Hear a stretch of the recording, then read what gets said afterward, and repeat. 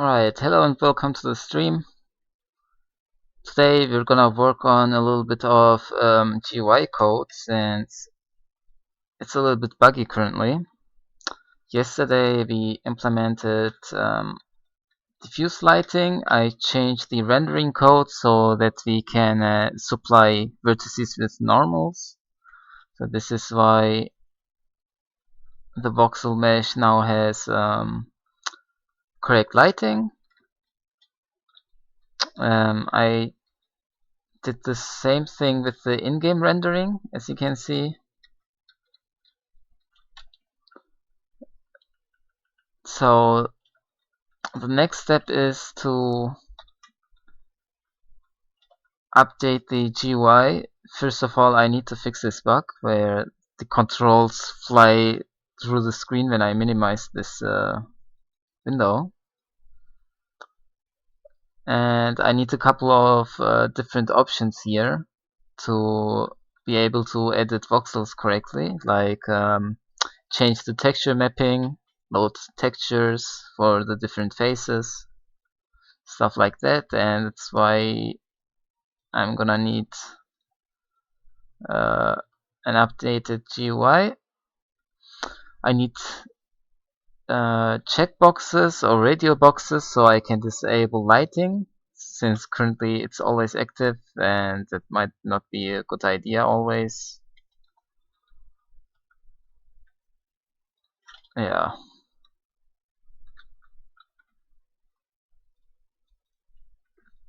So the GUI code lives in this file. It's an immediate mode GUI. So, and also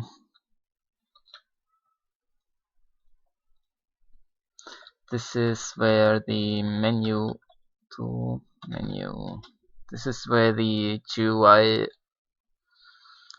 is being used currently in the editor. So this piece of code here, all of this corresponds to what you can see here. This little window with these three buttons and this text is exactly what's happening here. This is where the text gets outputted, the three buttons, two buttons, and then the new button. But if I minimize, as you can see, it doesn't work that well. Oh, I think I know where the problem here is. This thing here needs to go into the group. So it's not being rendered when the group is minimized. Let me check that. Yeah, that bug was just a small fix. So I should probably make sure that this can't happen.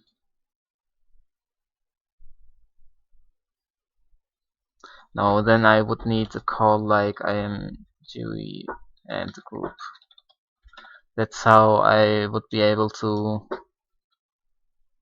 catch those cases, but then again I don't want begin and end groups currently in the GUI, I think.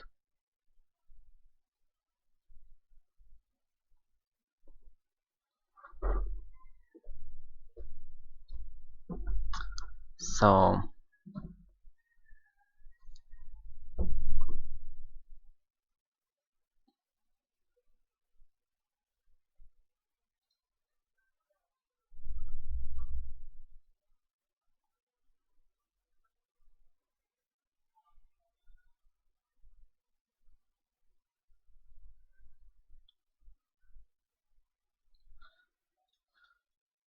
okay, one of the things that I definitely need are edit boxes. which I have already begun writing, but it's not currently doing anything important. Let me render it to the screen. At least let's see, at least it's bounds. So we have something where we can start off at.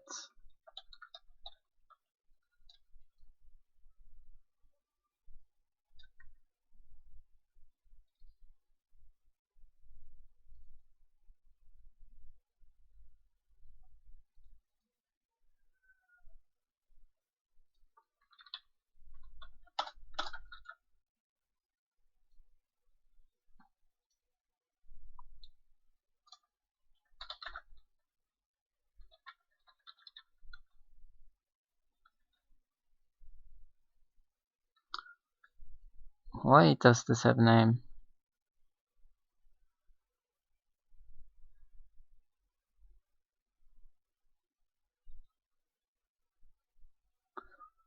Oh, okay, so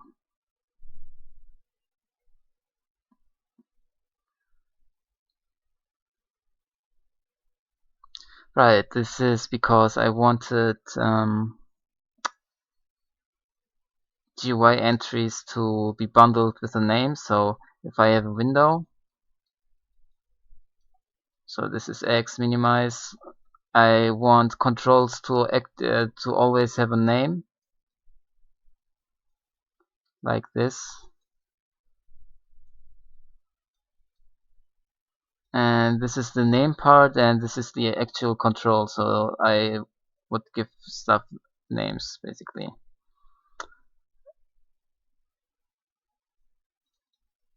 Okay, so that means I can actually render its name. So this only needs to render the edit box itself, and I can render text, render its name.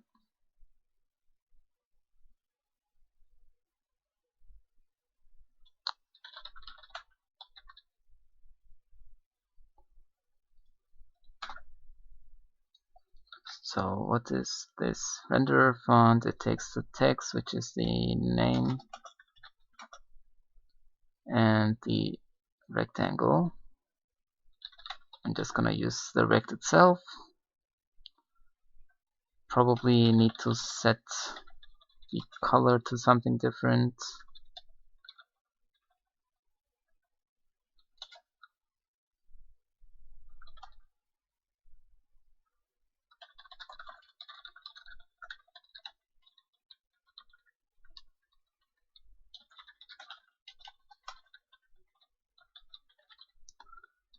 Text. Let's see, where's the style?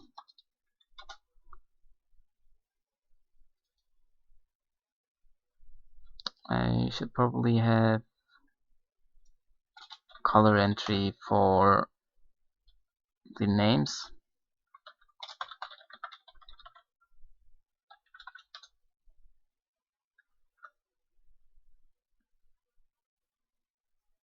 Oh, I already have, okay. There it is.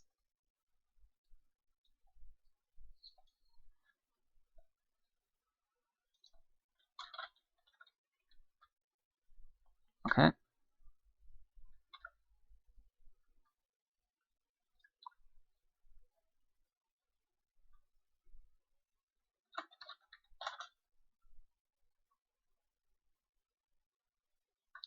Okay, this needs to be set at some point.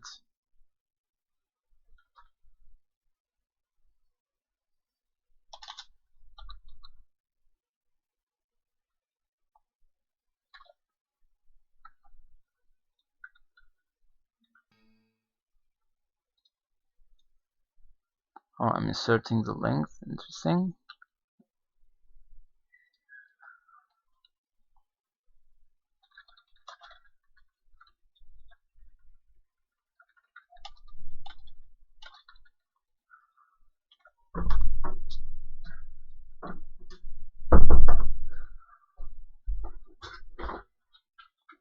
Okay, so the name rendering and um, the edit box sizing seems to be working okay.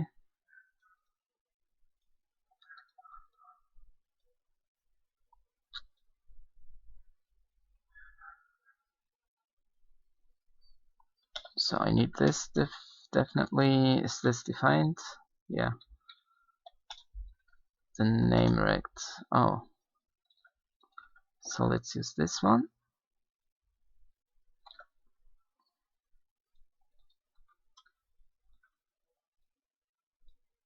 Oh no, now it's clipped at the bottom.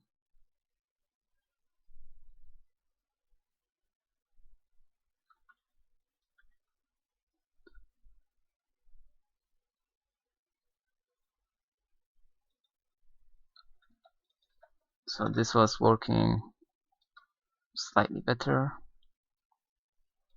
Yeah, it's already centered. Guess I have to test this out a little bit more.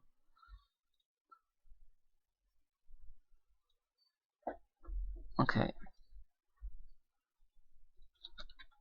Now the immediate mode.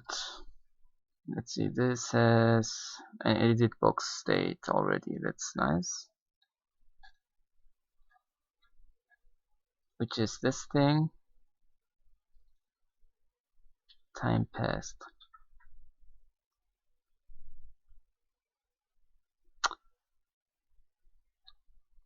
So I need an update procedure. I don't think I have one. Update, no.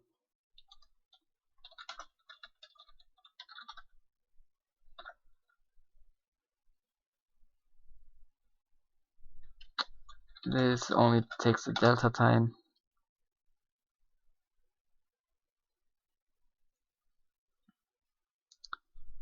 Then I can go ahead and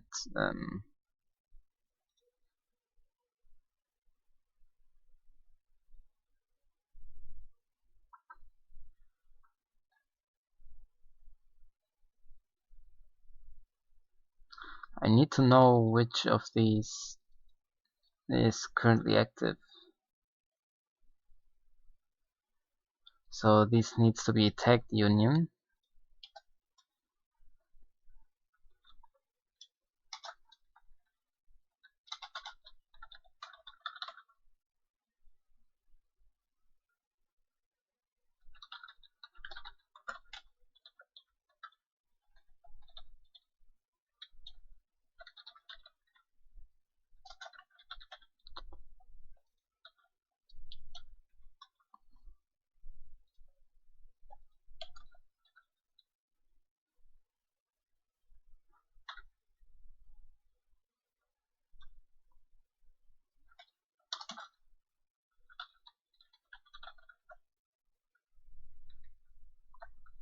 So this way, this is a tagged union.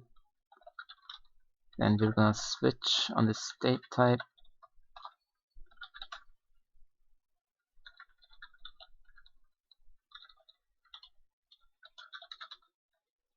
If it's edit box, we need to make the caret blink basically. That's it. So now I can get the edit box state.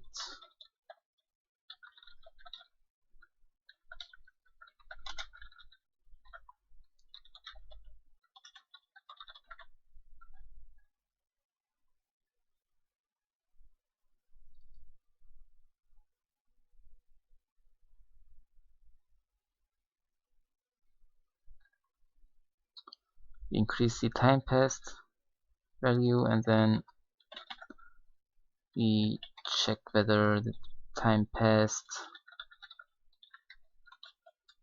is over the caret blink time, in which case we reset it.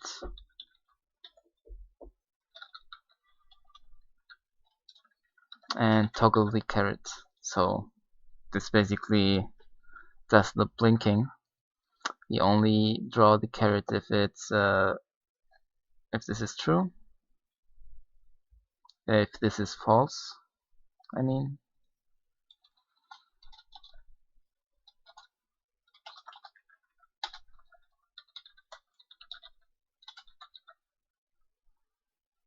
I'm not getting the state here.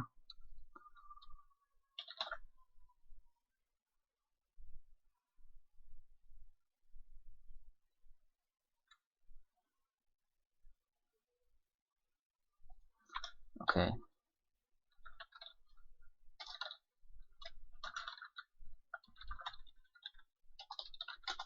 The state is only active if the current active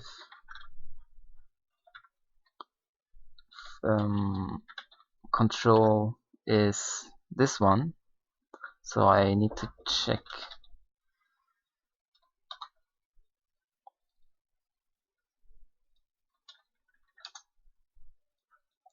that we are currently focused. Only then is this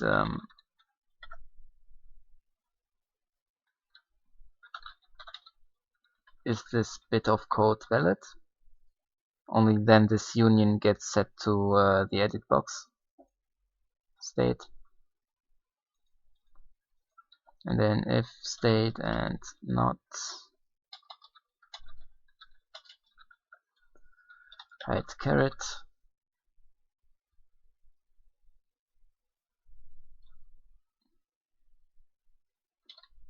Then we draw the caret. I can draw the caret inside here.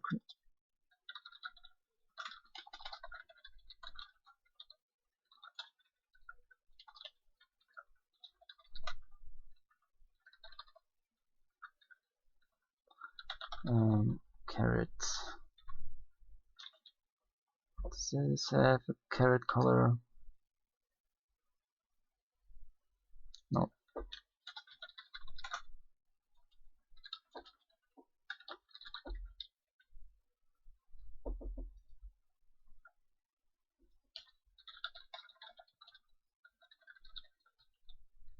It's just gonna be black.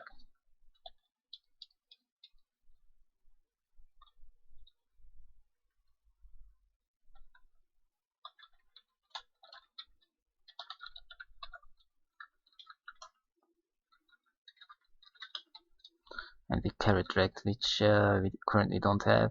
I'm just gonna set it to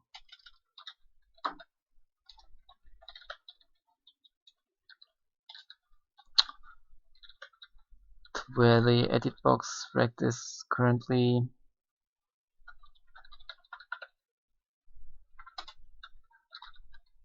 With the difference that it's only 1 pixel wide. So let's see if this is working correctly for now.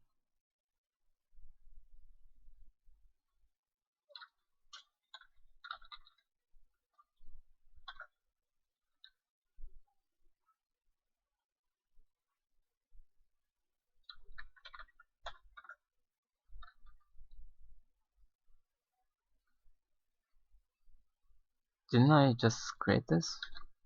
Oh, I did. I called it edit box caret. Okay, now I also need to call the update function that I just created. Yeah.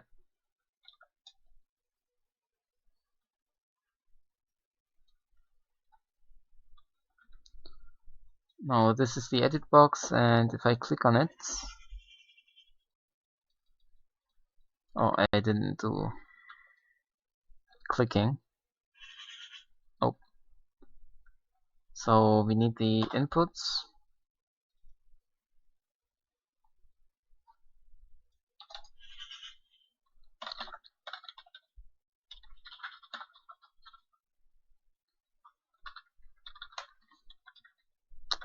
The left button is pressed and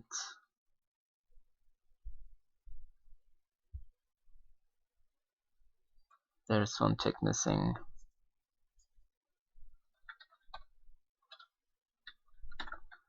We need to make sure that we are hovered.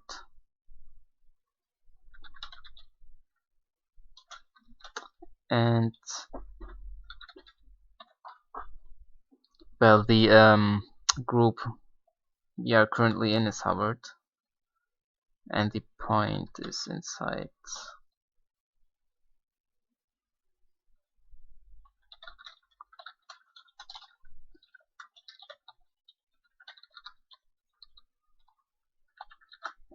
So left mouse button is pressed, it's inside the edit box rect, and if this is the case, we're gonna focus this handle.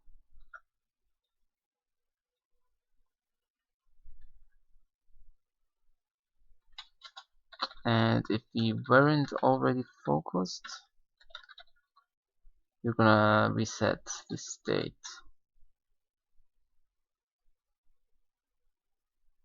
Let's see.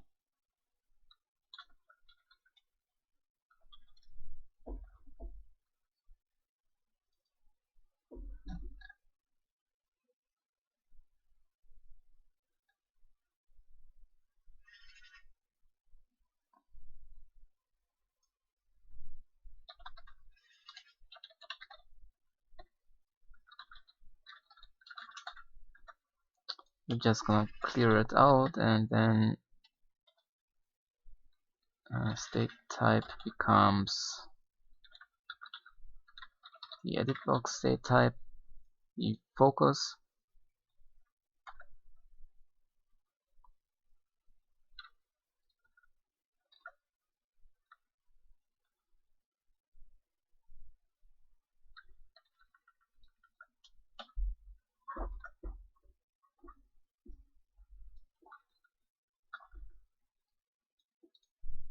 and there's a caret, which is kinda fast.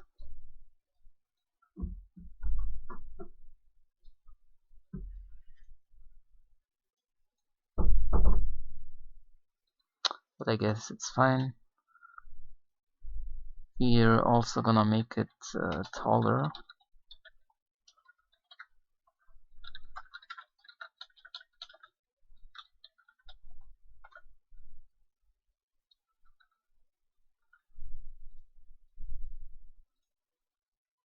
Yeah, this is looking better.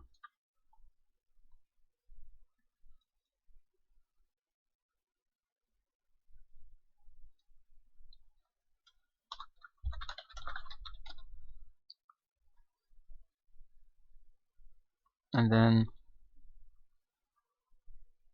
let's see, do I handle the inputs correctly? I need character input instead of key input. This is the code that handles inputs.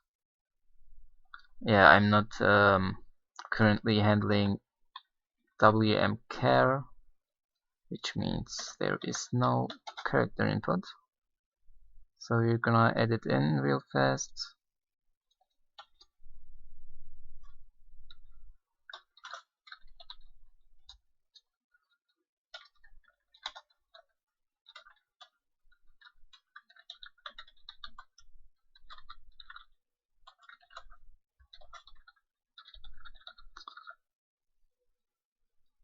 So this is gonna accumulate how many characters we inputted since last frame, and then it's gonna get cleared.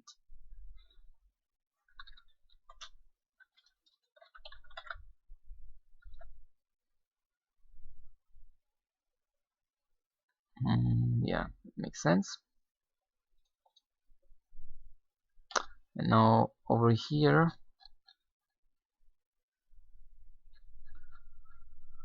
let's see, WM.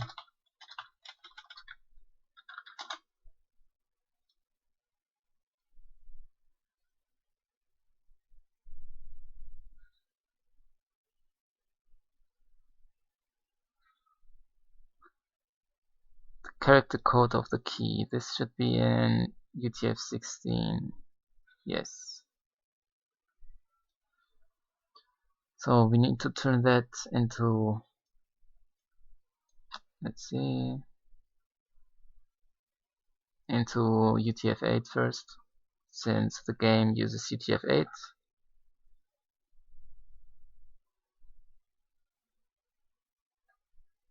The W param.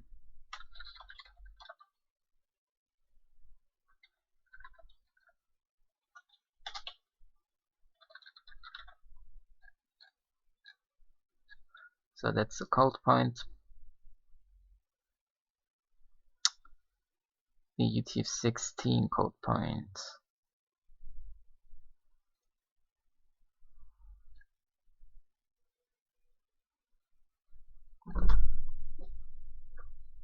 Why is it?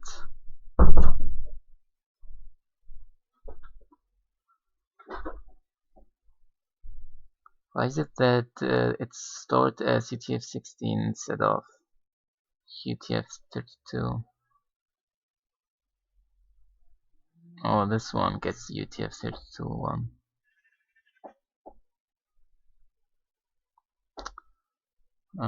This doesn't get called, I think. It's just for sending.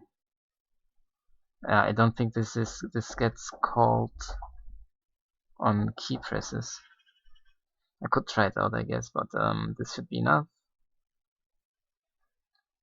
It's a character code.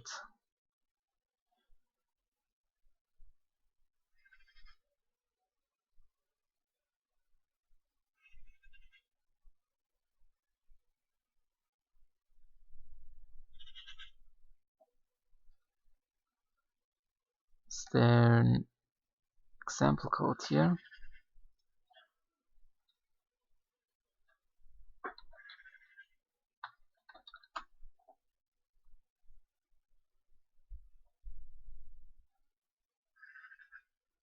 No.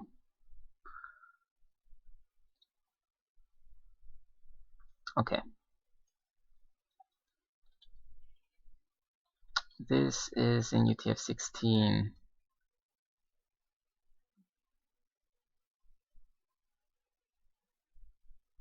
Wait, how are surrogate pairs then handled?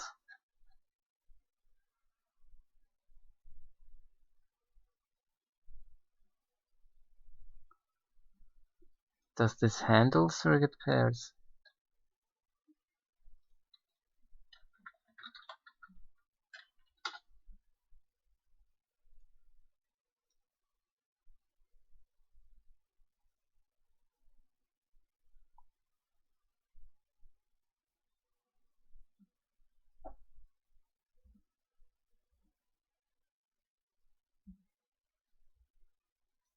So I am supposed to use this one, okay. Although I'm not sure that's correct.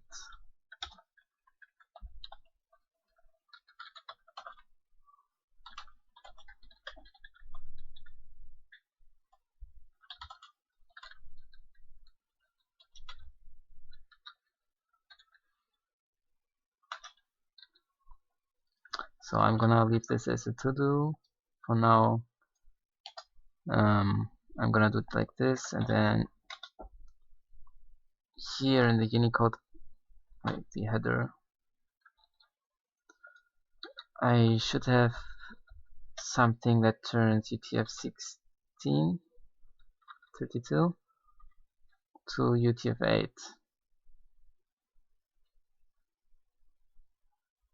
This one. It turns one single UTF-32 code point into UTF-8 sequence.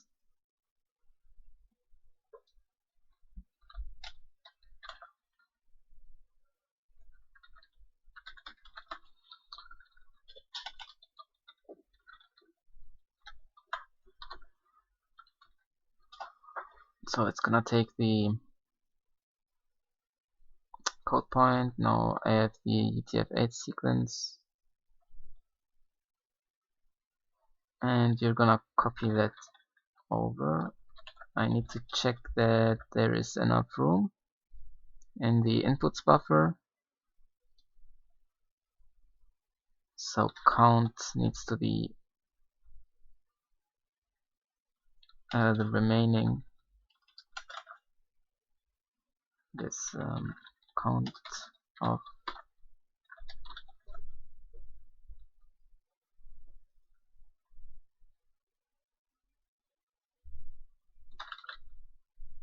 input. Need a better name for this one.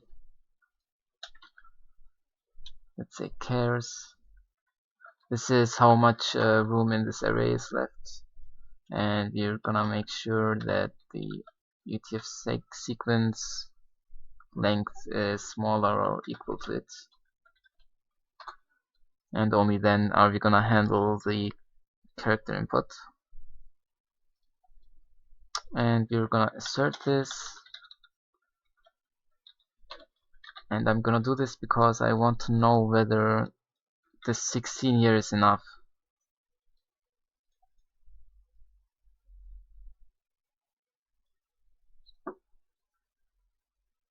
Okay, if this is the case, we're gonna mem copy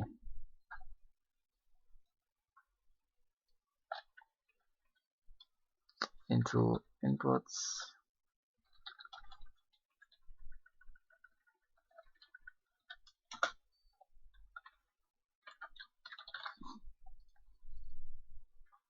Beginning from the end of the buffer, we're gonna copy in the UTF-8 sequence, which is this length, and then we're gonna increase the length by this much. Now we handle wmchar, and I can react to it here at handle input. Oh, alright, at the end of the frame I also need to clear the buffer. Let's say preset input.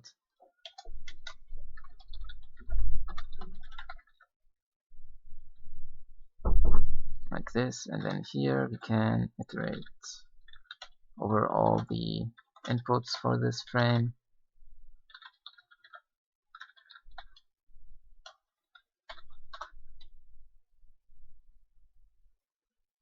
Actually, I don't need to iterate over that. I can treat the whole buffer as a single string view.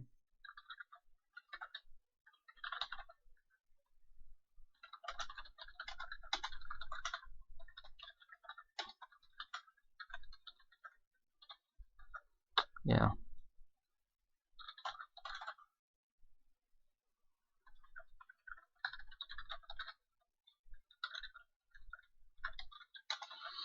So this is the whole input range that we got from the last frame.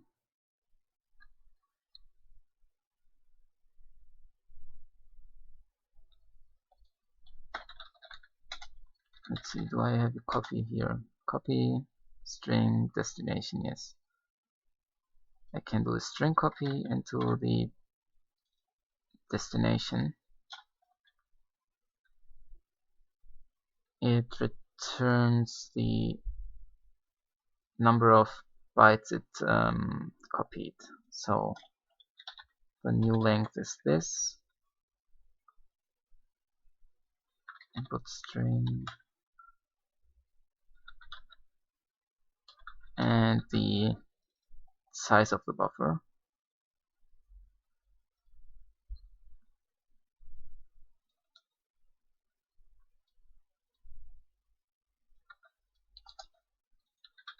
And then we're gonna render the text in the buffer.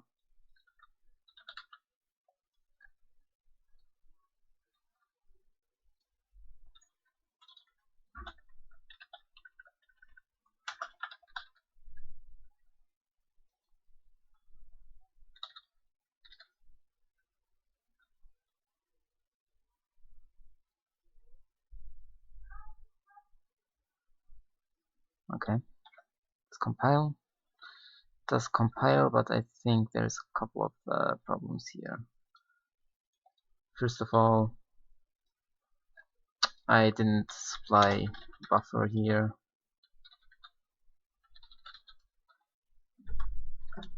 Let's allow 10 characters.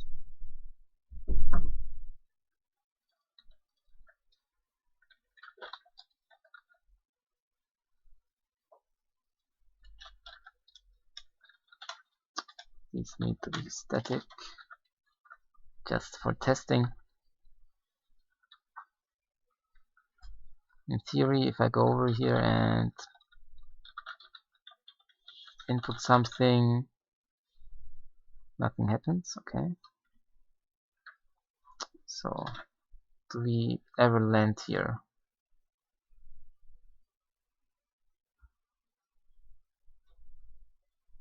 Okay, that's not very helpful. We do land there. Do we ever receive a WM unicare message? Handle inputs. This one.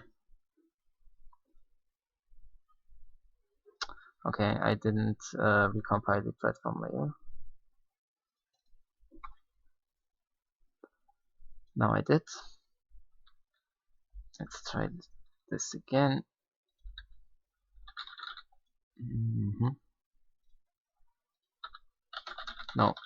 No WM unicare.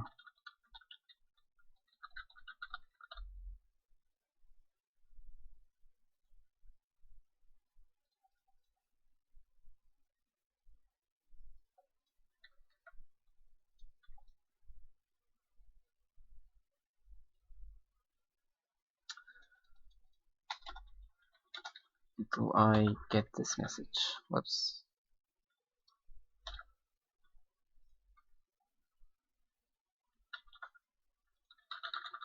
No, I don't get any of those. So there is a problem.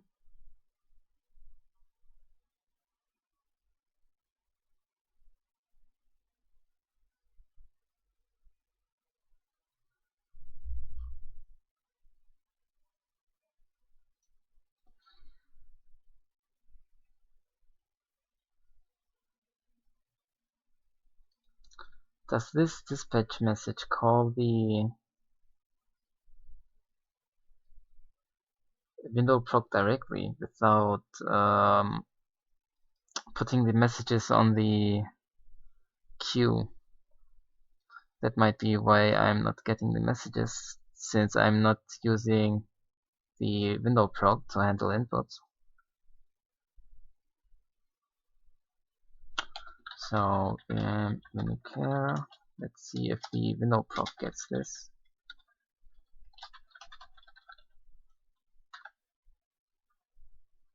Yeah, I know, I need a place to break. That's it. No unicare. Simple care.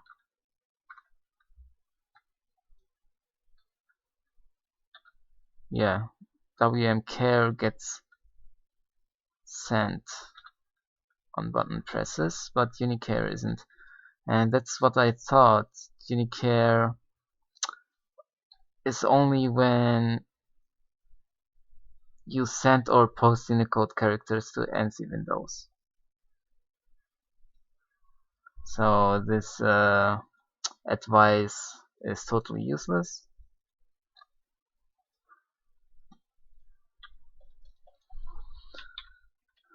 But then again, I need to redirect this message to my input handling. So I have the window data, so I'm just gonna associate the inputs with the window so I can redirect the message to my input handling. Where is window data? Here.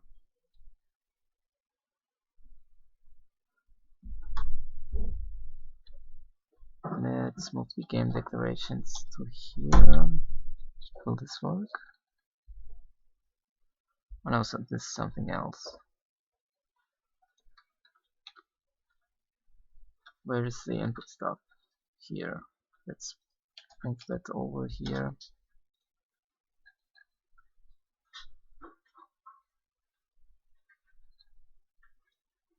So the inputs only need string u. Okay, it's above it.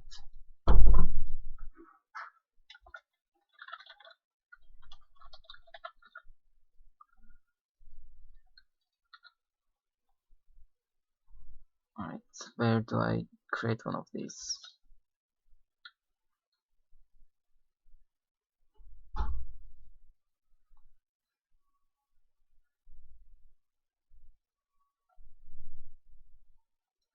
So the inputs go here, and then the app context. Should I call it app context? App context dot window dot inputs get set to this, and then I can forward this to handle inputs.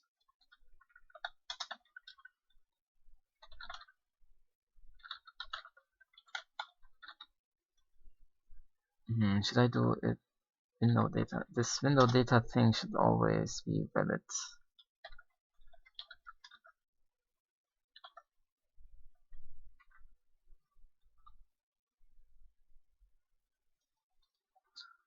So where are the virtual keys? These need to go above this.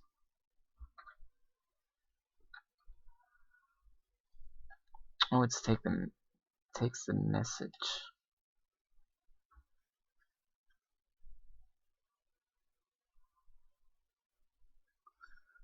So we're gonna change the signature of this. It's not gonna take the message.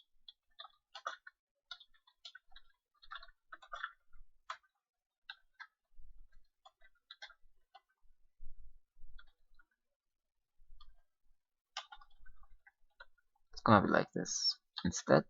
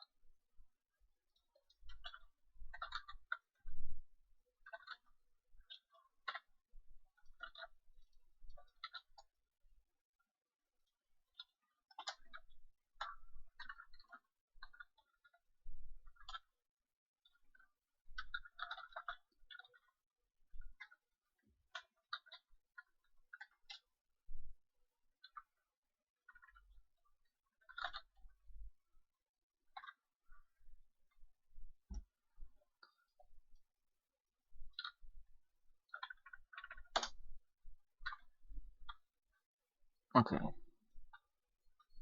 Let's try this again.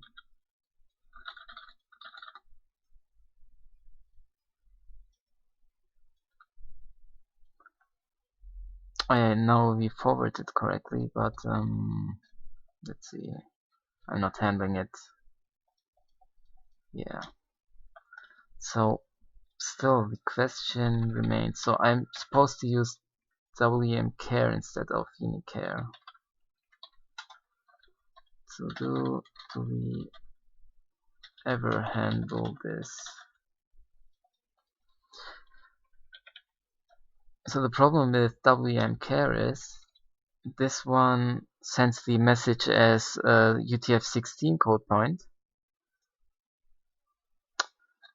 So how do you handle surrogate pairs? It doesn't say anything about that.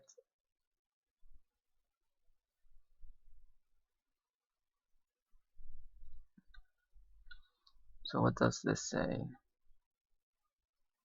This sends a UTF-16 character.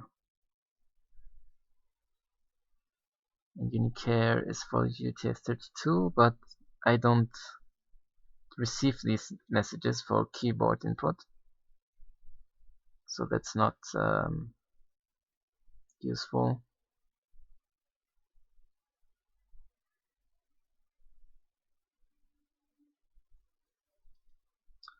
It sends a single UTF-16 character. So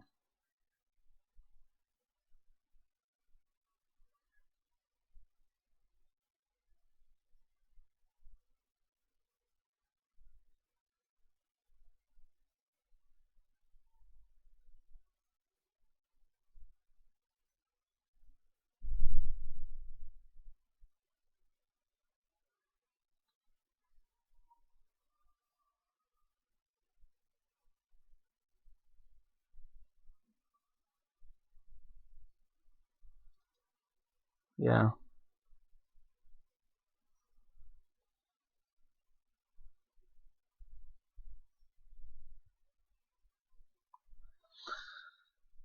Hmm.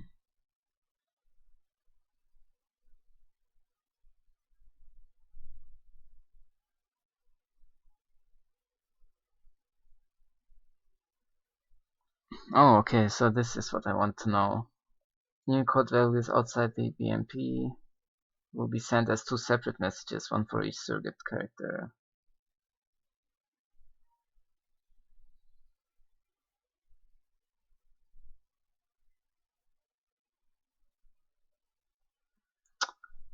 So I need to check.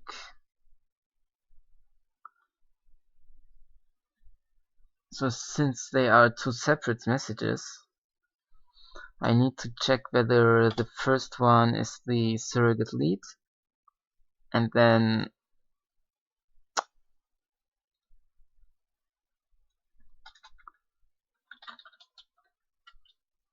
um, store that in a temporary buffer. So with the next message, I can turn that into UTF-8.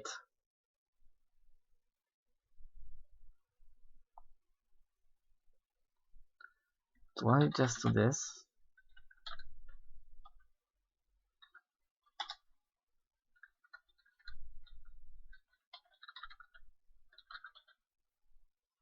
This isn't thread safe.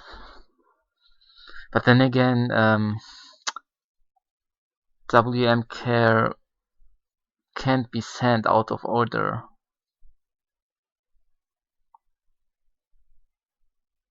Yeah, I think this is fine, doing it this way.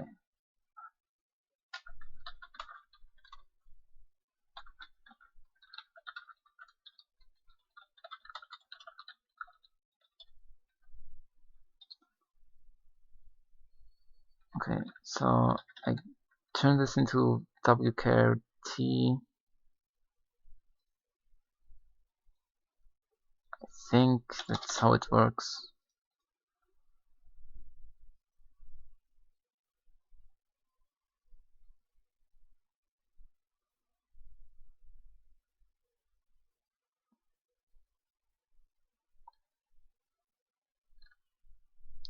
Carry the code for the key. Yeah, very informative. I guess I can do this.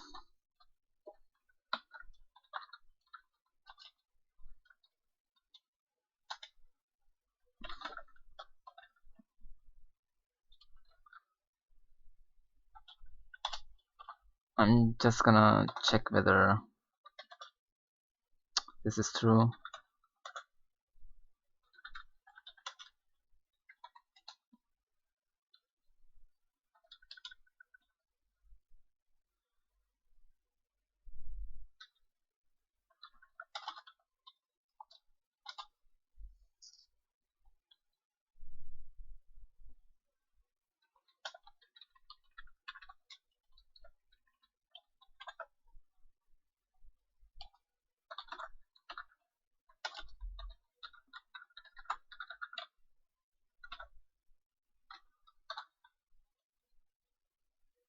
So if it's the surrogate lead, we set this to true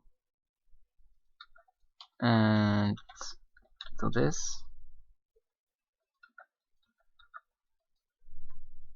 Else check this, and again else.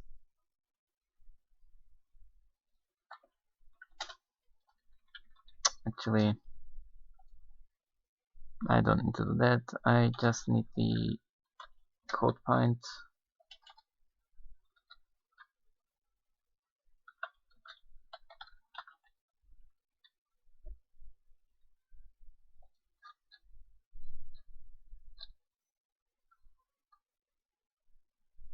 So where's my Unicode handling?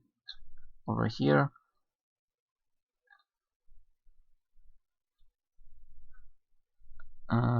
Where do I get the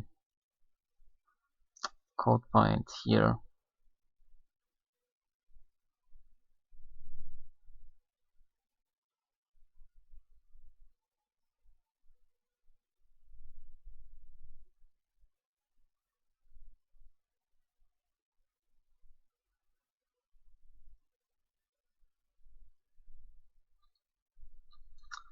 Can I call directly into this? Convert UTF-16 to UTF-8. It's probably not worth it for a single character.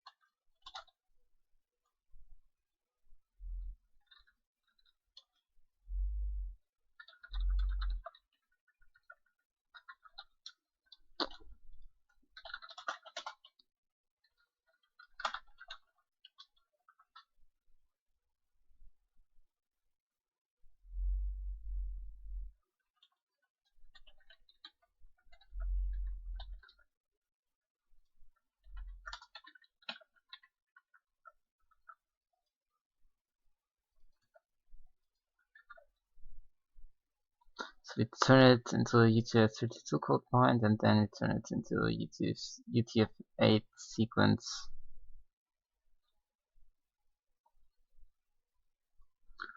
Or I could have used this.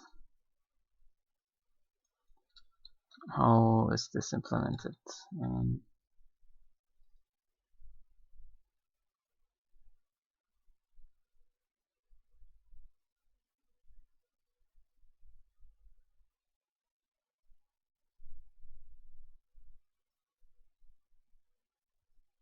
Oh, yeah, it basically does the same thing. So that's less to type. So I would just do convert UTF-16.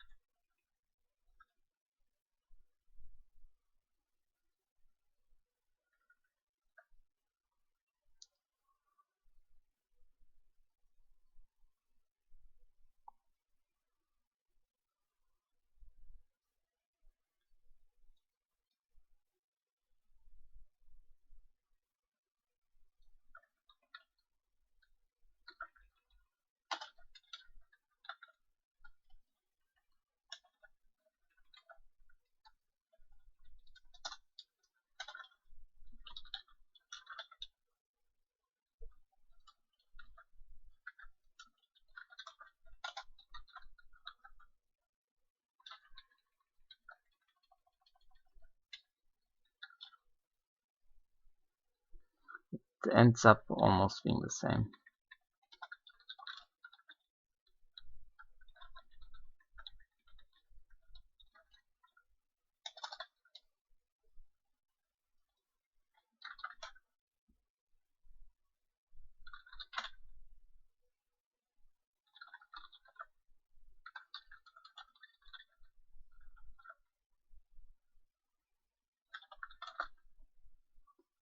And then the remaining.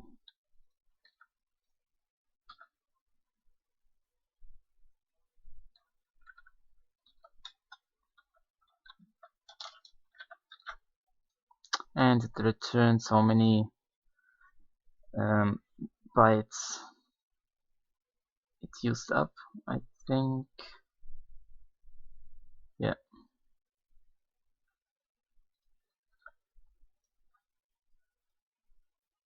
So this whole thing goes away.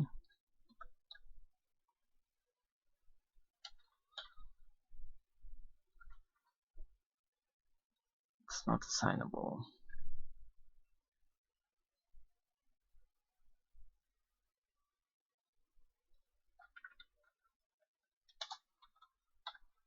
In C this works, I think.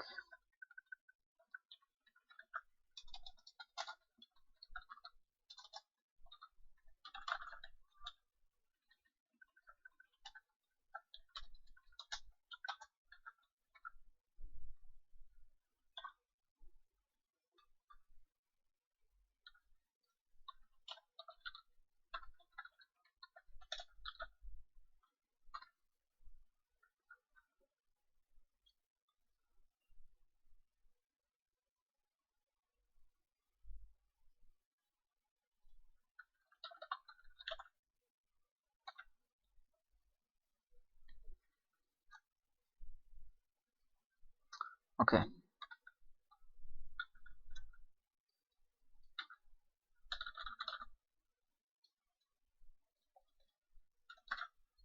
You're not calling it?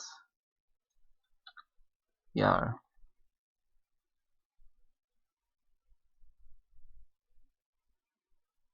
Um,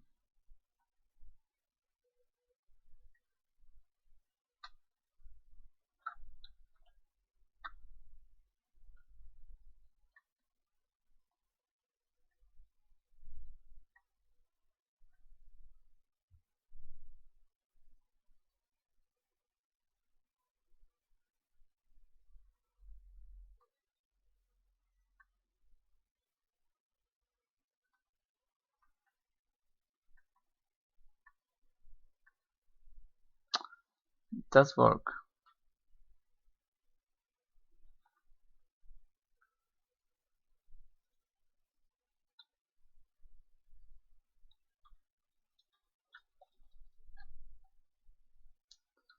I forgot to do this.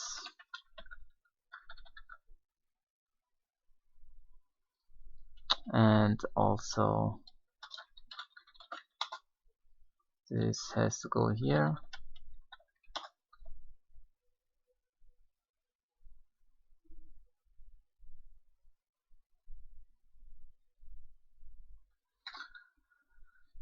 Okay, so let's see if we ever get an input string here.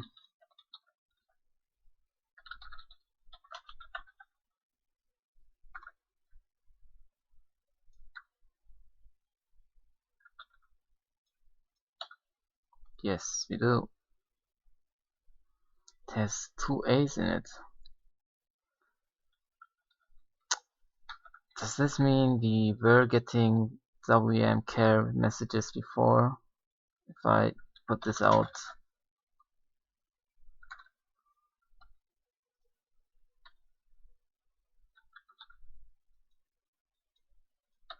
Yeah, we were getting... Huh. Why didn't it break then? When I tested it before. It's weird. So I didn't need to do this indirection. So let's remove that. So this doesn't need the inputs. So we should get a compile error here. There it is. This goes away. We can put this down again. Alright. So this does work. We then copy. Length becomes 1. And then I should be rendering the text, which is white. Length is 1. Data is A.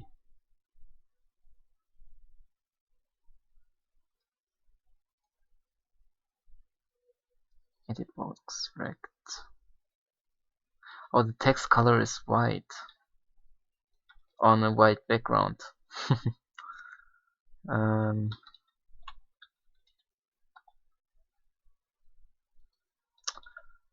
I picked the wrong color there. It needs to be this.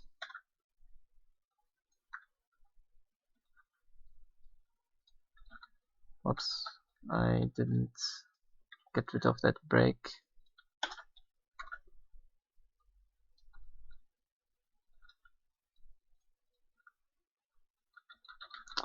Okay, the text is there for a single frame and then goes away.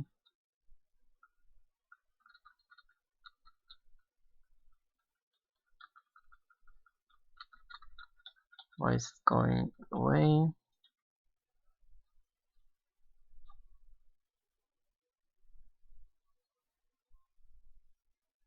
Oh, I'm resetting this instead of adding to it.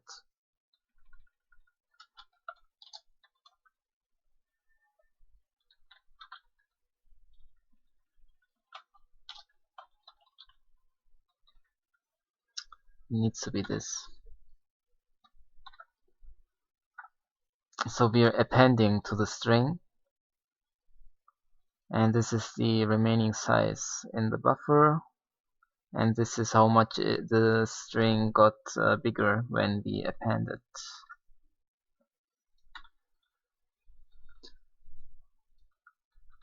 Yeah, and it's only 10 characters, and we can't overrun the buffer.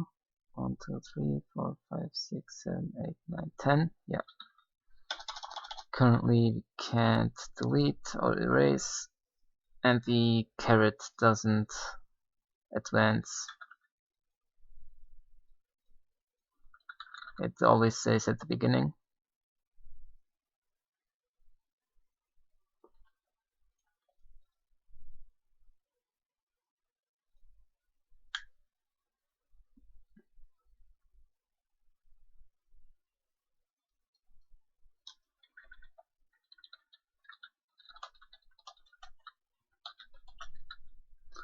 So we need to change this to be inserting text at the caret position. Let's see, where do I have the caret position?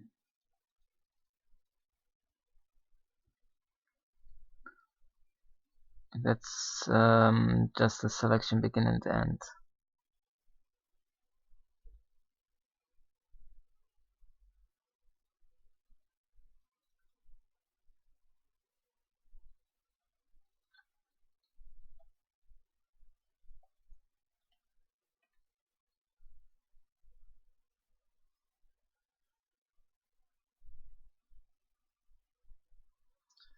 So first we need to erase the string that's selected when we input the character.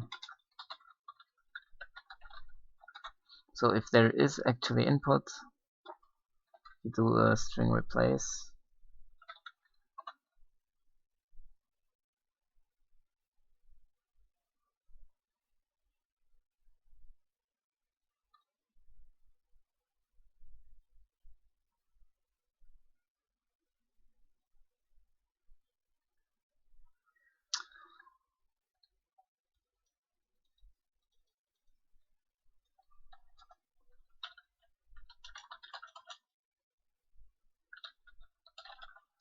So I'm gonna treat this buffer as an uninitialized array.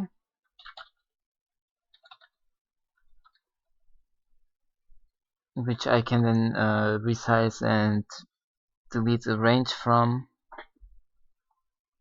And then at the end of the handling, we're gonna write back the correct length into this thing. This makes string handling easier. So we need the length and the size.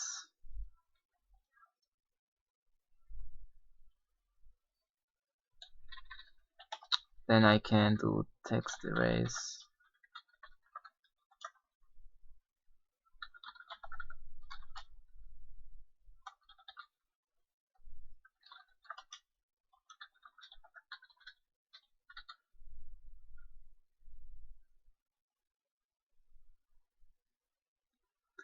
Just gonna erase the selection and then we're gonna insert.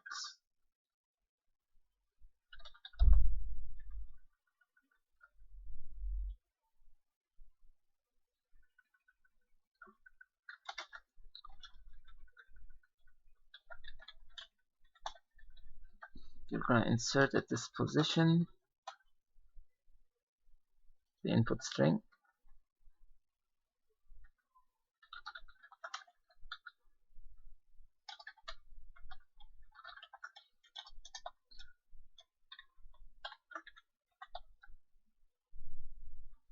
Yeah, and after we're done, somewhere down here, I'm gonna set the length to what the current text size is. So we're outputting the correct length always.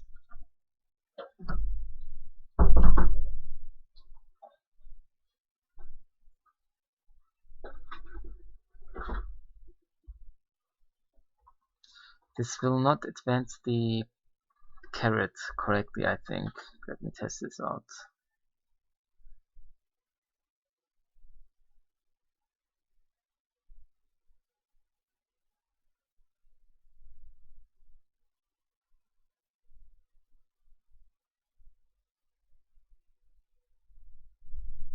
Oh, this takes 2 iterators.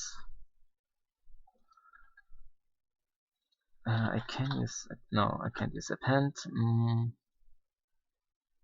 This should be fine.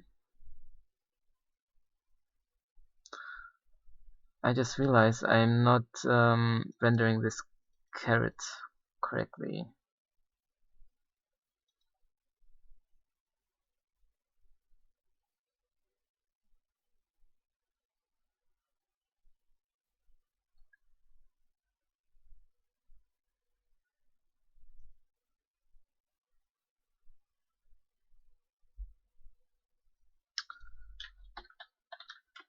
To render that correctly, I need to know what the string width is.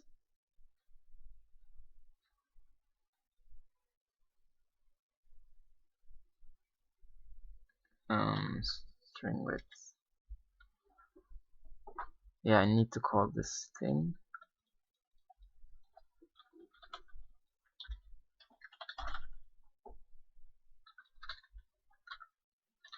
The font and the string. I'm gonna call this version. The string being the substring of text.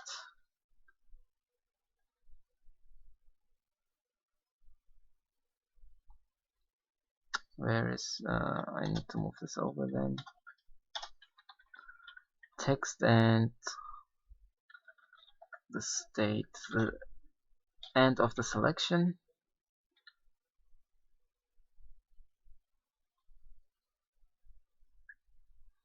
So this will return me the, so if this is the text and there is the caret and there is some more text here, this will return me these two, the first 3 characters, except I need to write it like this.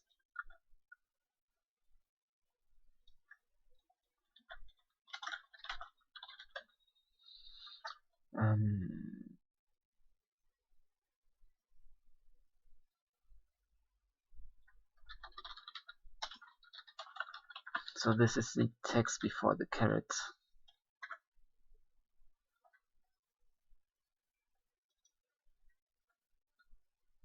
Oh, state gets initialized down here. I need it earlier.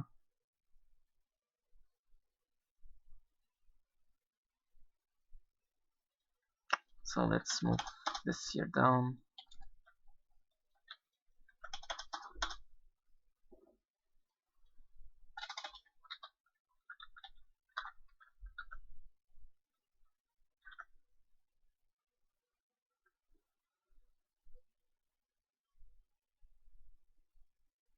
Okay, it doesn't want this. String view. Oh, that's why.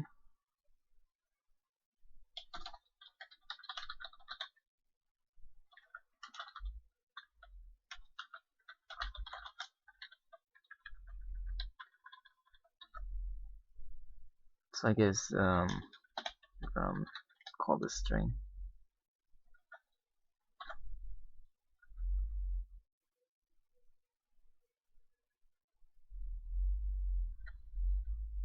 Is string view included before the string view?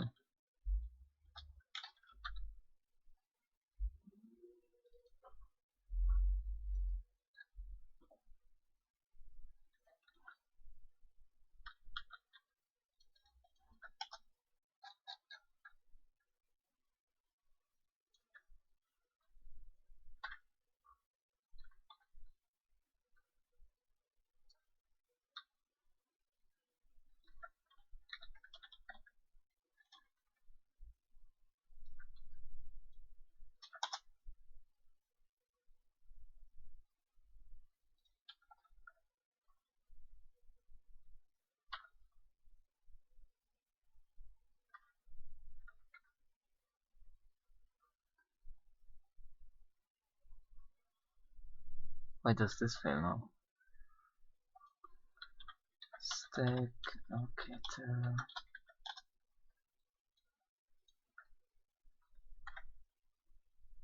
okay. Oh, I guess I need to do the same thing in the game layer. There is the game. So this needs to look like this.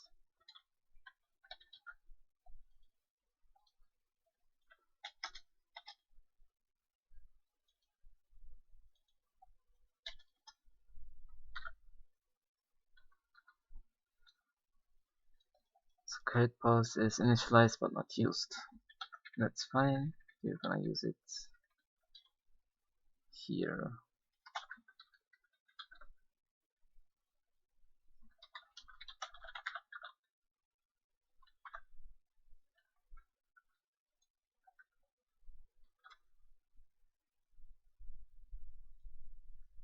State was no. Oh, sure.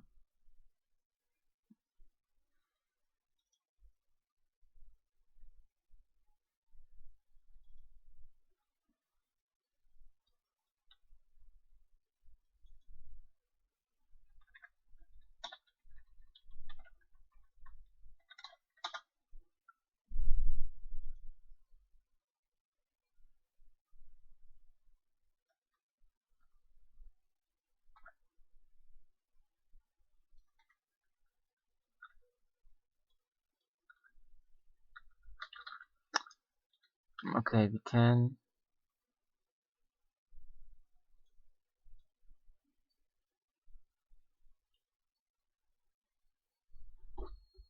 Oh, I didn't do bounce checking. So I need to check that there is enough room in the text for the string. So this needs to be true.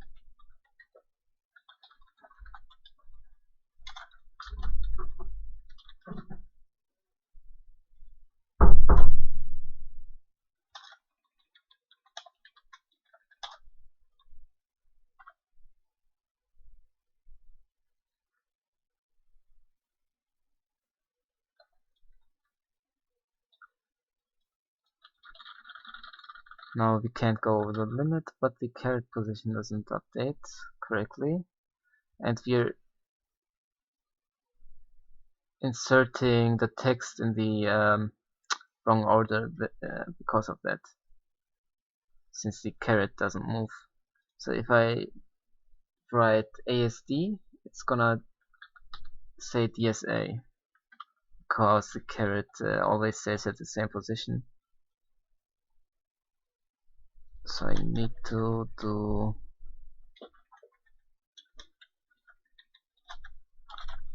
this.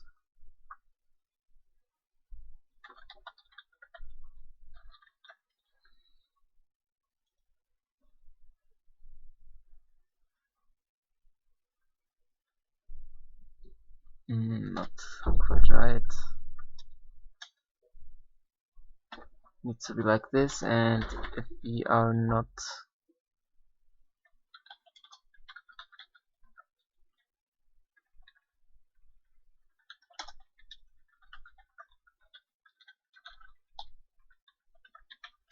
okay, I think this is correct now. ASD, yes. And the caret is advancing correctly, but the text offset isn't right.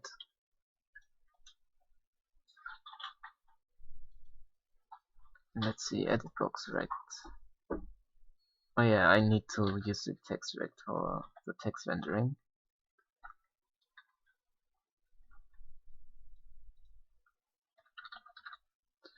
Now the text is correct, but it's clipped at the bottom.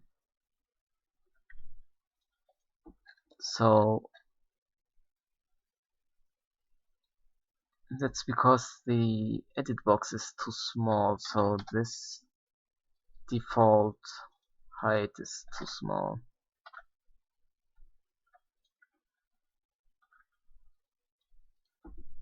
Yeah, this is looking way better.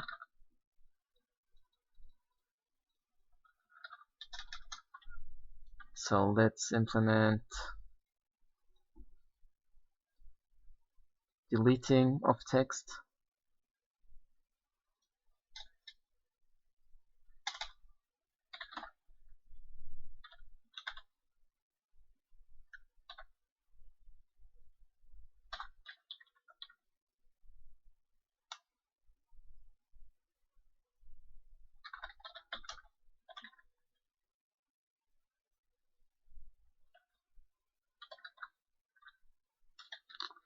Virtual keys, what it's called.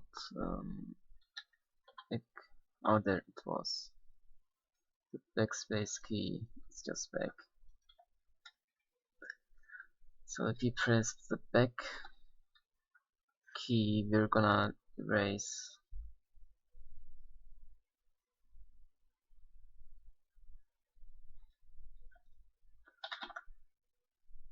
So if there is a selection,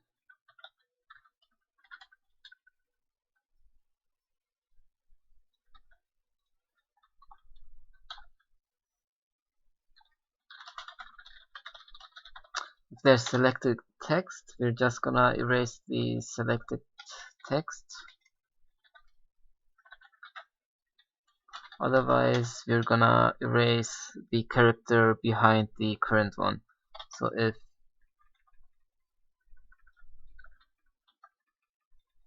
this is bigger than 0, which means we are not at the beginning, the caret isn't at the beginning of the string, we're gonna erase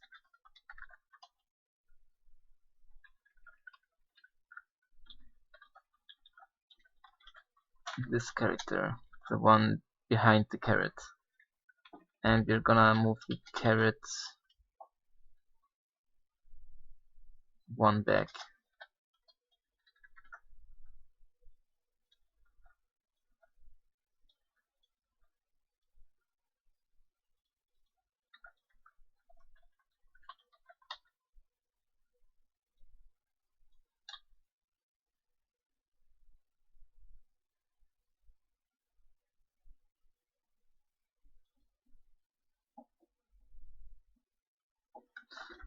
I guess, oh, that's fine. Okay, let's try erasing text.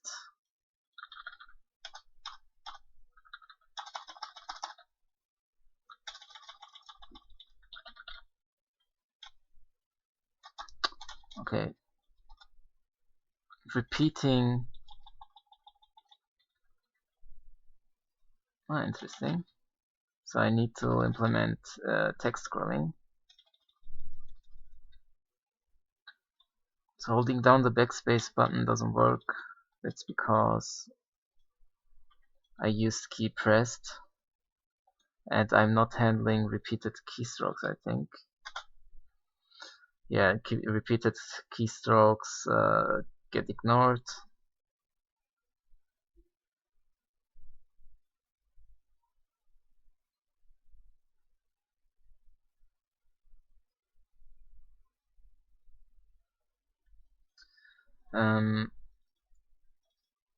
So I would need something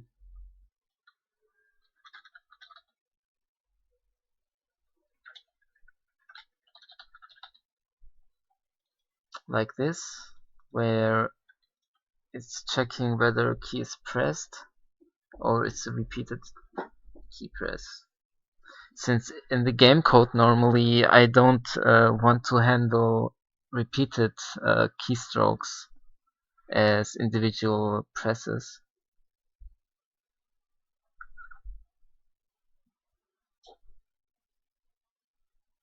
Because otherwise, let's say I bind a key to be the player attacking, then and it's triggering on key press. If I handled repeated keystrokes for that, it would mean the player can hold down the key and the in-game character will repeatedly attack automatically. So I want a different command for this.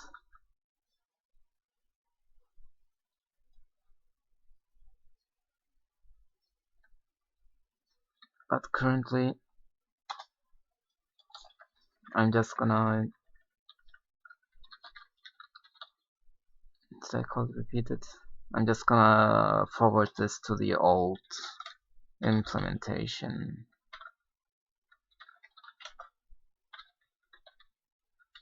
So this is future proofing the API, but for now I don't care about repeated keystrokes.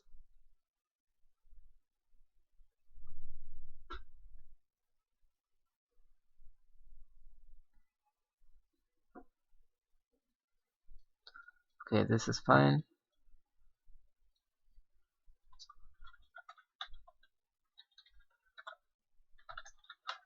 Then I need to handle the erase key. What is it called? Erase.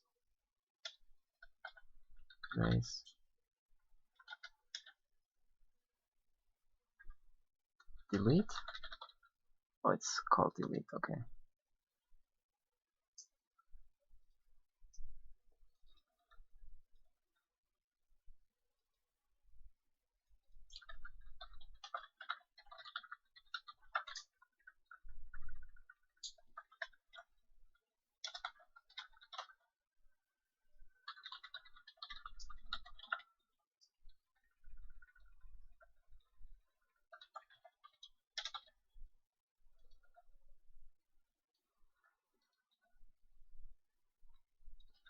So in case there is a selection, the back and delete keys work the same way.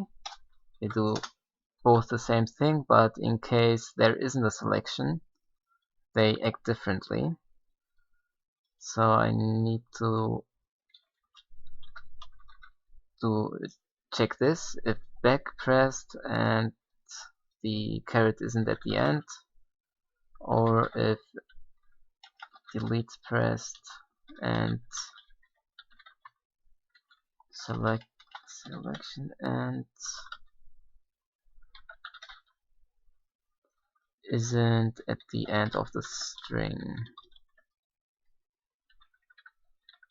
So it needs to be less than the text. In that case, we're gonna do this. The caret position doesn't change.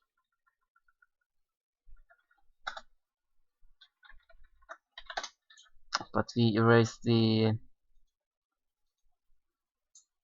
character the caret is currently at.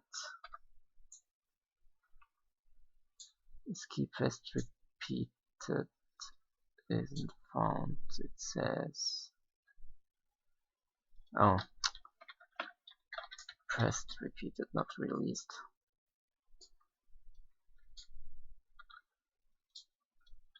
So we input strings and we remove strings. Okay, seems to be working.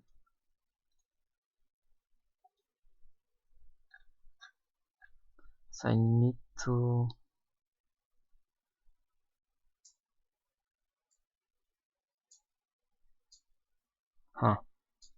why does the caret position change?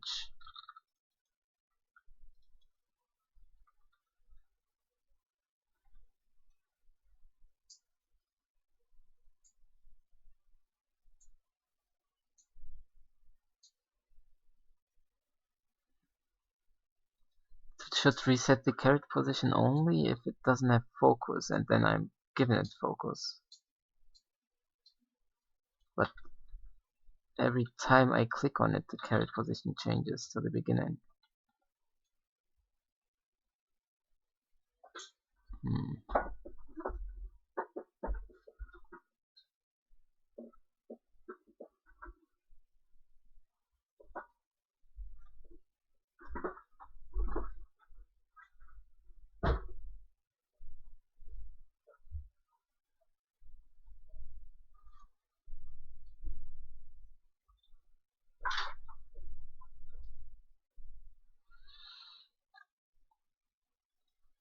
Okay, is that because of that line?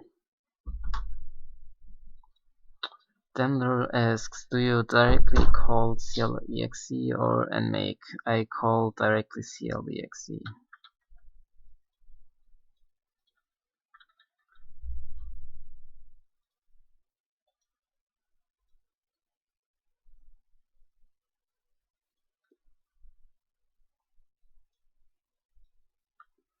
So why does this thing...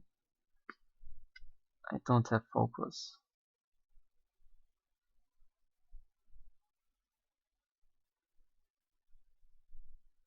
Okay, and then I'm focusing it.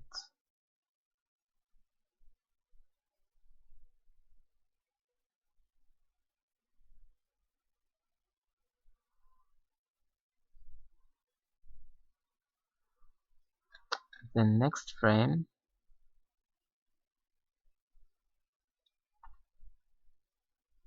what's the focus?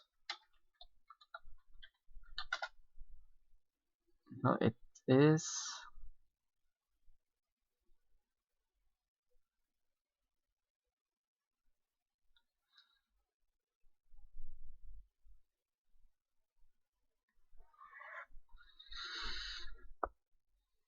I think I'm going more towards nmake just due to the amount of libraries required since I'm going with Vulkan. Yeah, I haven't looked into Vulkan yet, so currently just calling directly into CLEXE is fine for me.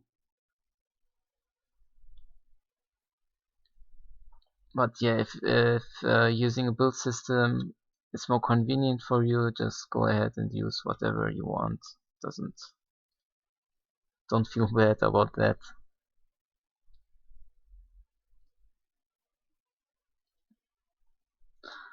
Okay, I think I know what the issue is.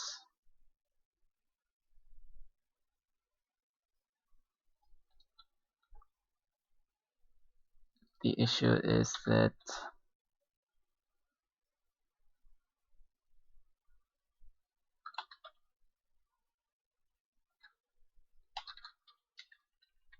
this function here can steal focus, I think. Yeah, it also focuses. And this gets called before the edit box.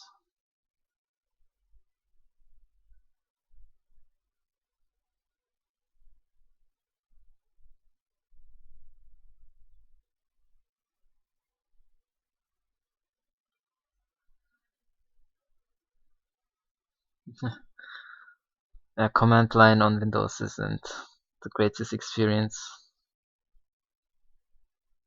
I'm just using a build system on using Sublime Text, so I'm not using the command line directly.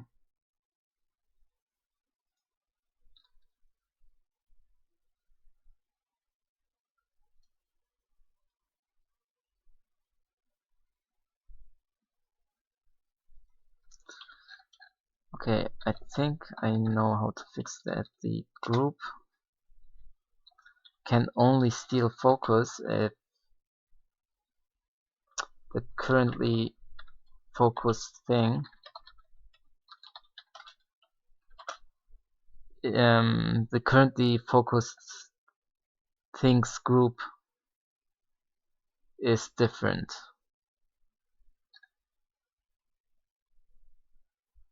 So where's the group index?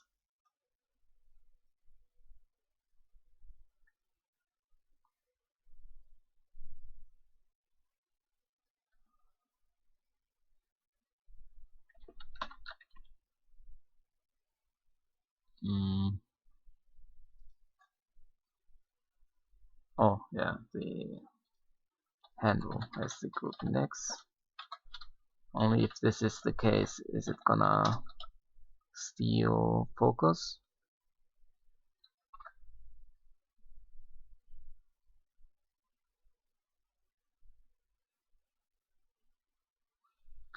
Wish they redid the Win32 API when they went to Windows 7 to 10. Yeah, there's way too much backwards compatibility stuff, so I don't think they will ever do that. Okay, now the focus doesn't get stolen, then I press repeatedly on the edit box. Yeah.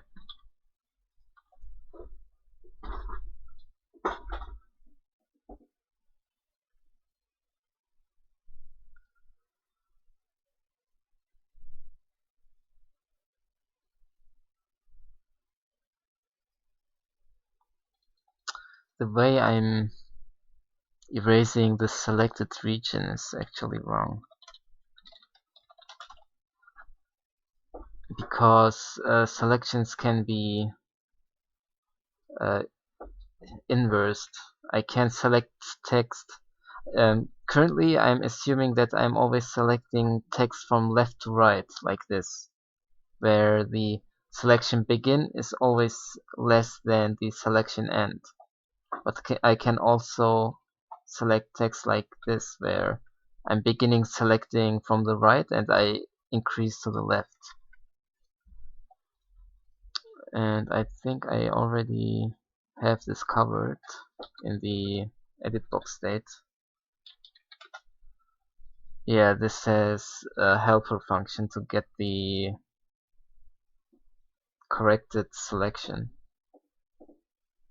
It always makes sure that the beginning of the selection is less than the end.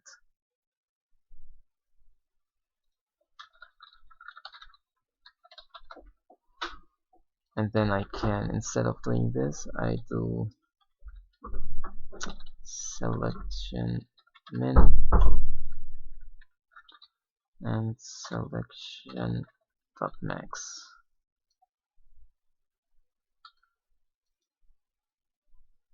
Need to do the same thing here.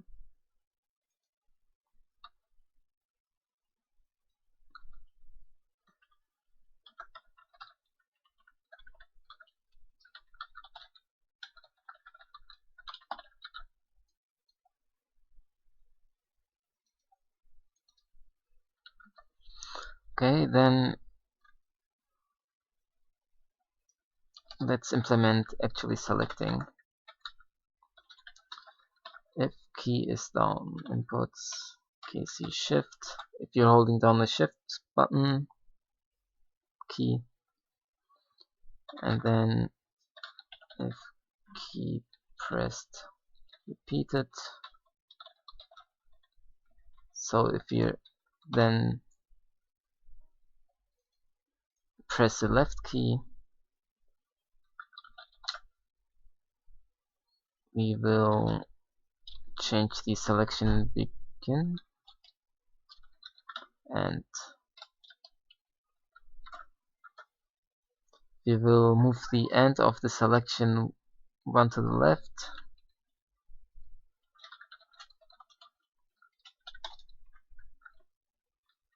and for the right key we will be moving it one to the right.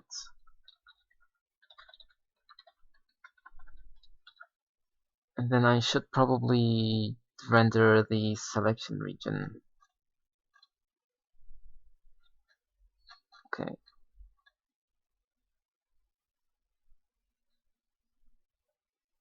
Where is the before caret?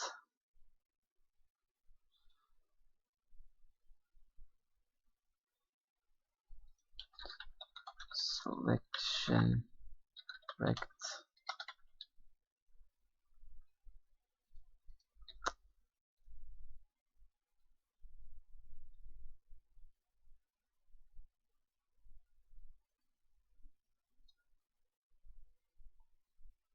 Okay.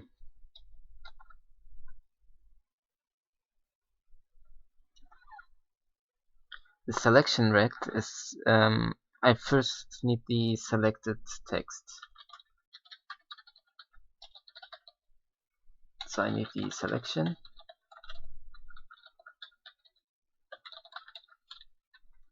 And the selected text is just the text in this region. except substring takes the length. Yeah, it doesn't take position. So this needs to be next minus selection.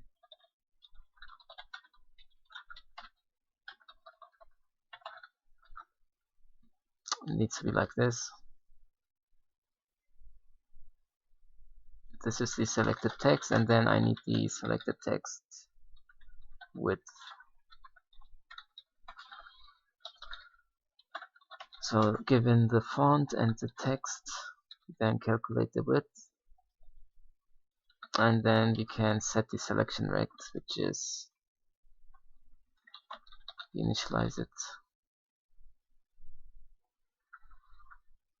Made your own color library? Yeah, I did. Well, it's not a library, it's just this single header. It's 130 lines of code, as you can see.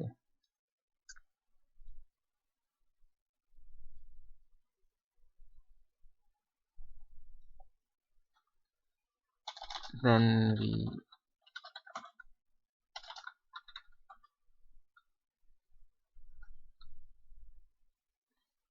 need the width of the text before the selection.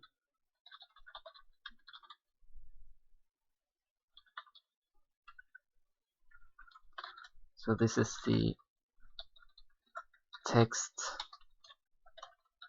until this selection.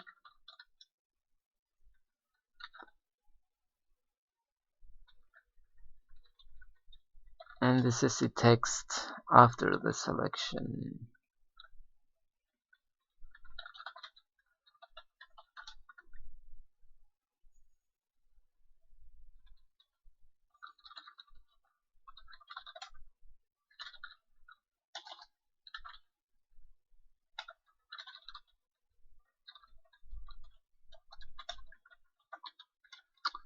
The right of the selection rect is then the beginning of the selection plus the selected text width. And then we can render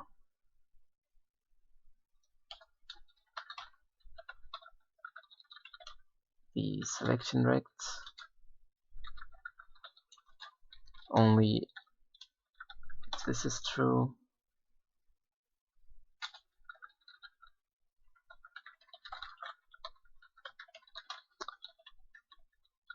Style, edit box, selection, background. Okay, let's try it out. Hard to find people that are not using Unreal or Unity nowadays. Yeah, that's what I also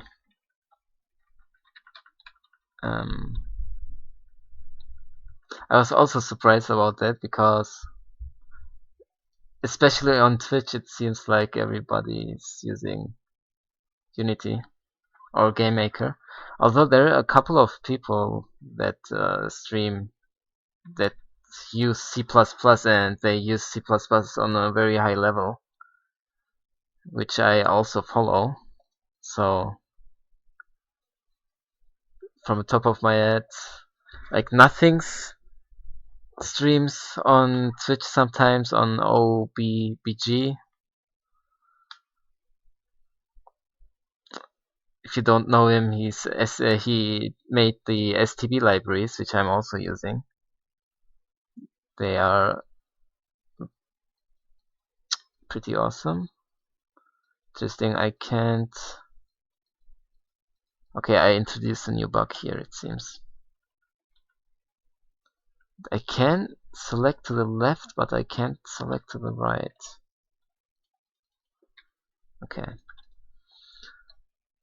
I guess before I did the selection, I should have implemented moving the caret around. So if the shift key isn't pressed, we're gonna move the caret.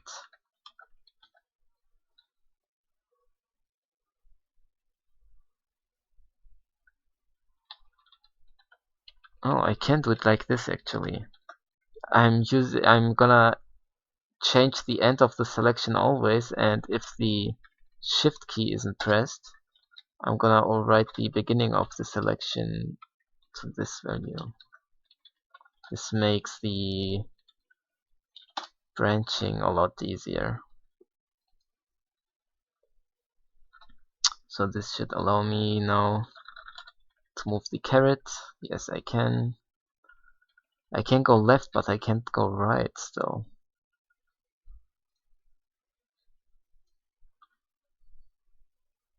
Oh, I did. This needs to be right. Okay. Stupid typo.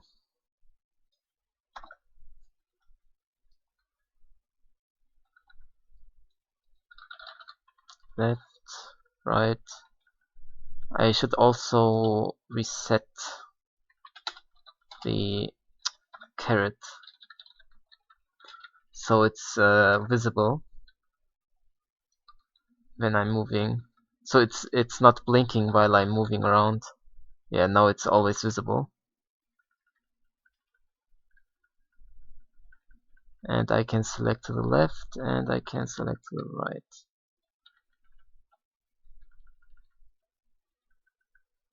Oh, okay. That doesn't actually work the way I did this, because this means now if I release the shift key, the selection will be erased. So this needs to be moved over here.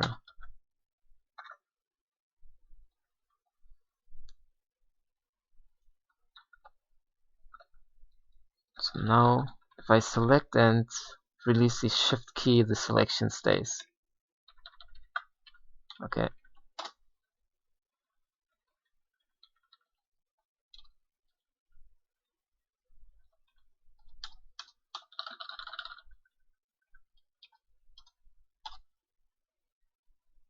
Hmm.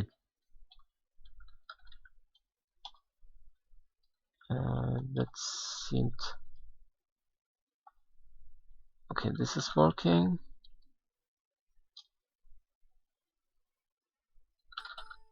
This isn't working.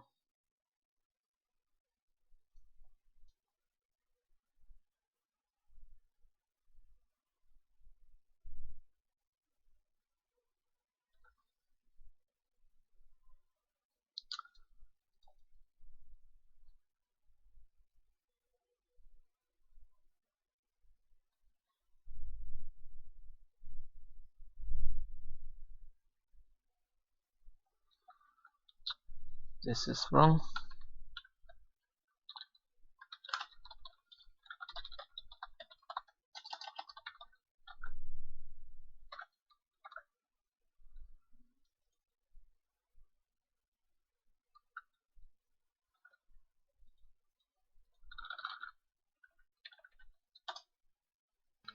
No, this is still a bug there.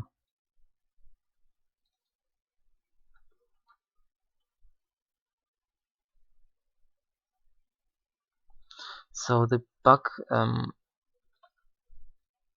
doesn't happen if I use the backspace key. No, it does. Okay.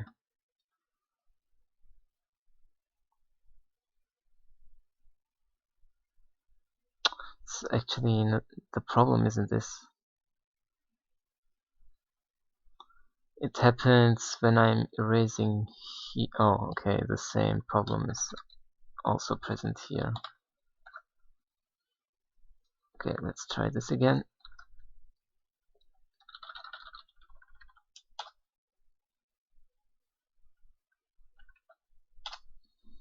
Okay, why isn't this selection getting reset? Oh, I'm only changing one end.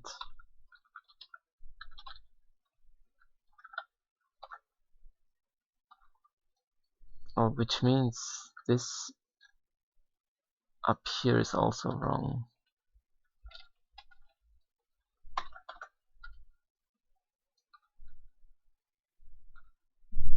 Okay, let's try it again. Select text, backspace. Yeah, now it's working.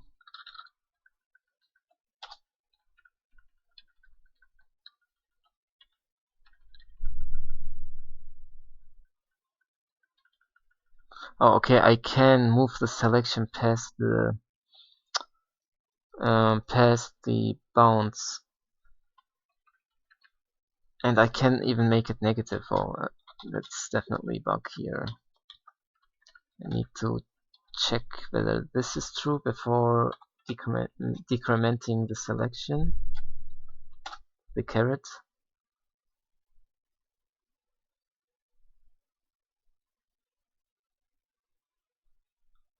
And the same thing here.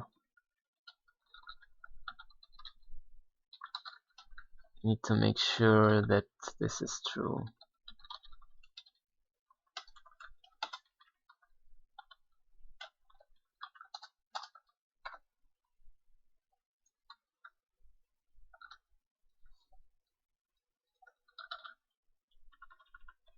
Okay, no, I can't go past the screen, past the text.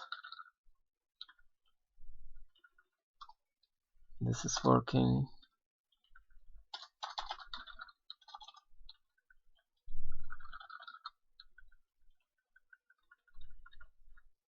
Okay, this behavior is wrong. In Windows, if you have selected text and then you press uh,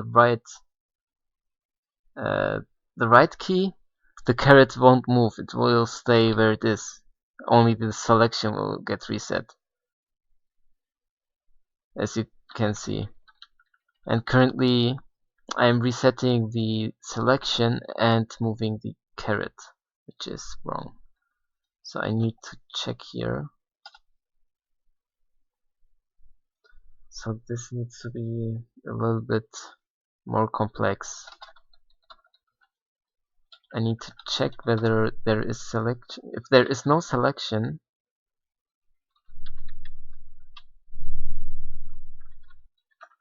I can do this.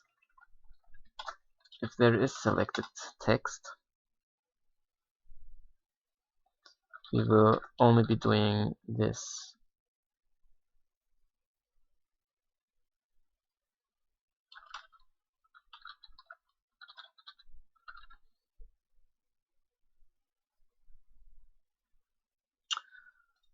This isn't quite correct yet. So let's see, auto shift down.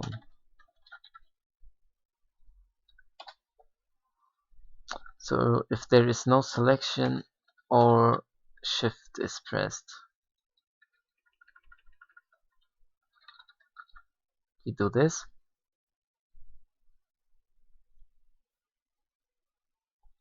And the reason we're doing this,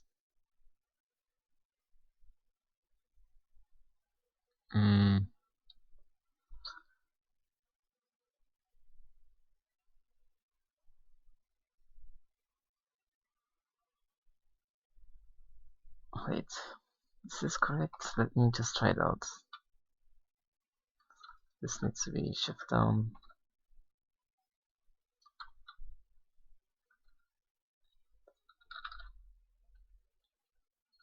No, so now I can't move to the left, so that's definitely wrong what I did here.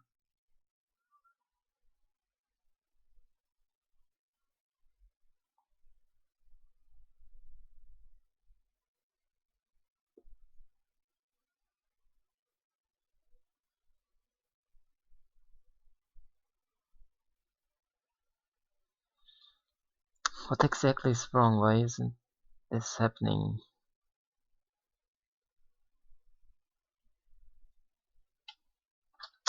This needs to be like this. So, yeah, if they are equal, it means there is no selection. There isn't selected text. Then I can just move the caret directly, and I can move the caret directly if I'm extending this selection. Otherwise, we are not moving the caret, we're only deselecting. Yeah, this should be working now. So moving left works and selecting to the left works, And if I press left now, the caret shouldn't be moving, we're just deselecting. Yes.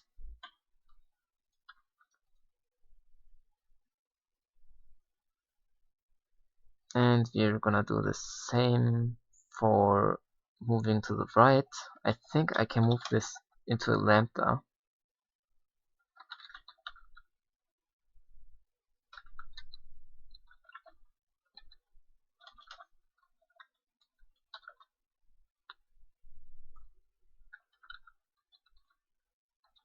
And let me just capture everything for now. And it's gonna take the advance.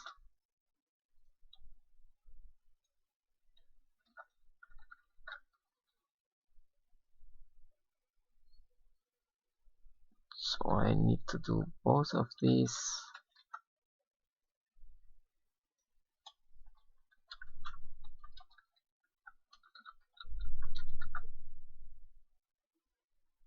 Okay, now I can do this one.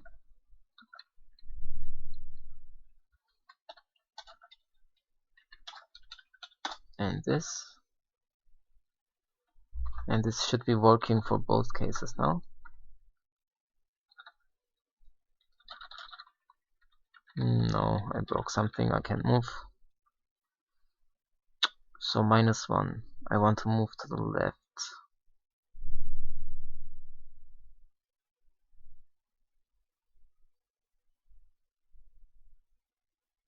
Oh.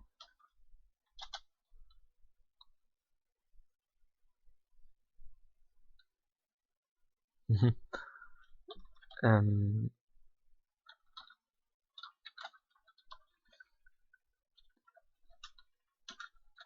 this was... The problem was when I'm at the end of the text, this the check as it was preventing me to go to the left, even though they are unrelated.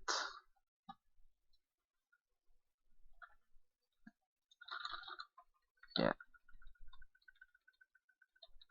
This is working. This is also working. Nice.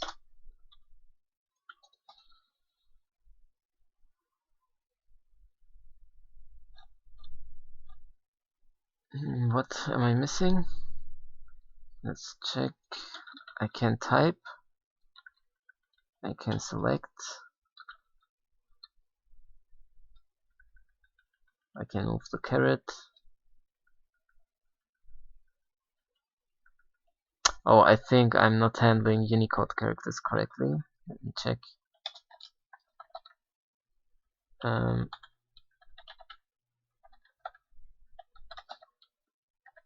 Can you input a Unicode character, please?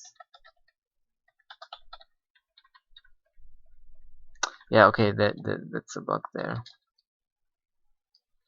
So this is a Unicode character. It's 2 UTF-8s long. And I need 2 key presses to move past it. Which means I'm not advancing correctly. This line here is wrong. When I press the left key or the right key, I want to move one character to the right, not just one byte. And currently I'm just moving one byte to the right, which is wrong if you think about Unicode. Let's see, advance. I need to call this, and either I want to advance or retreat.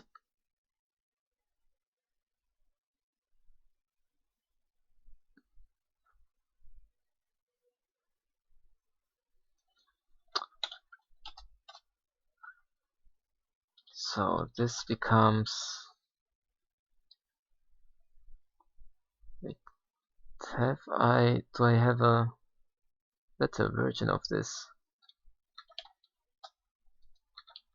No, okay. If advance,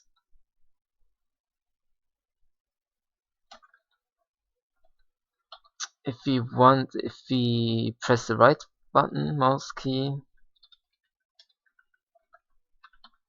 you're gonna call UTF-8 advance. So it wants the current text position, which is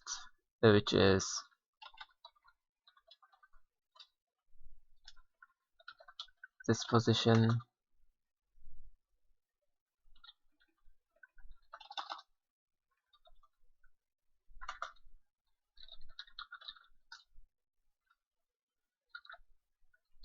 and else we're gonna retreat.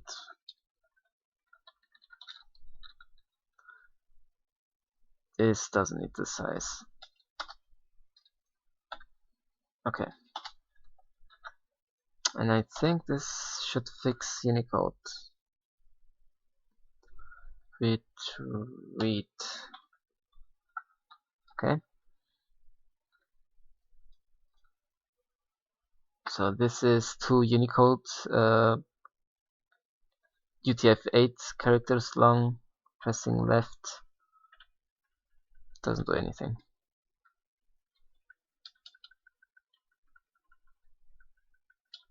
Nope. Didn't work.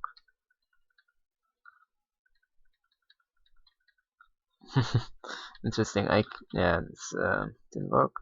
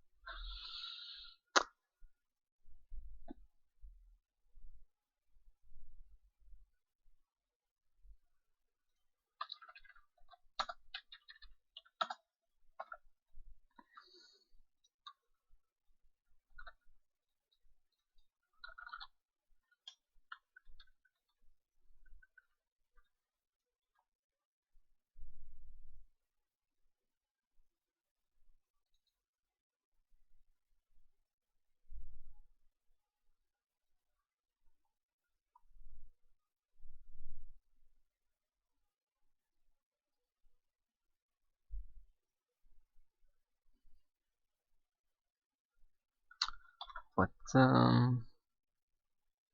should be correct.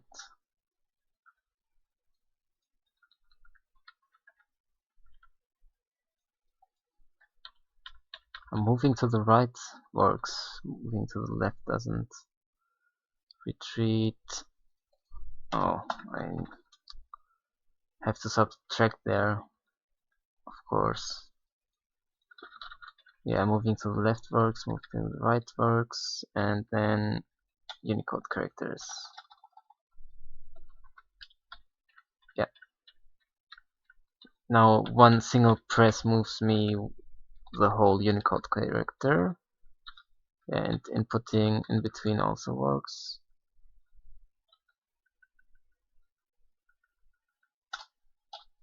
But now deleting doesn't delete a whole Unicode character, it deletes per byte, so that's also wrong.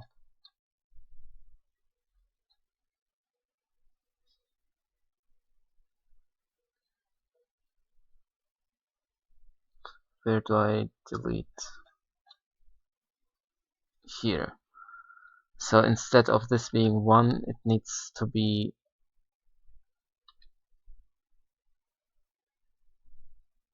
one of these.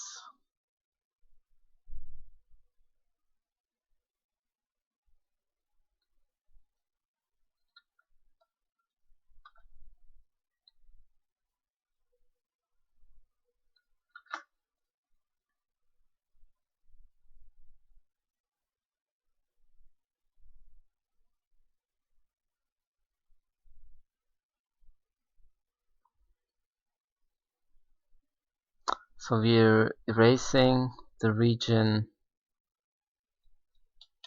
from here to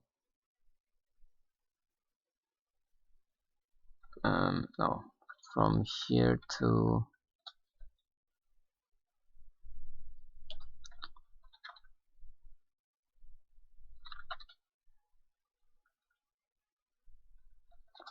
I guess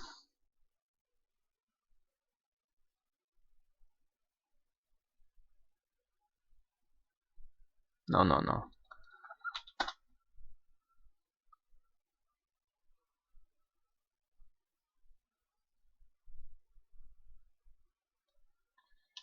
This needs to be this.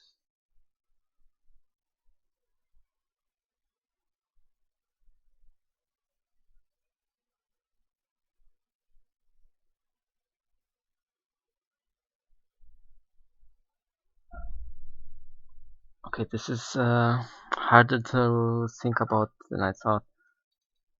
So if I press the back button, which means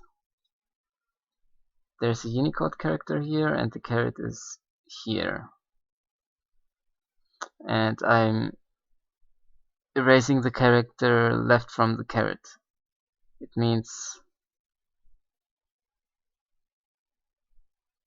I delete until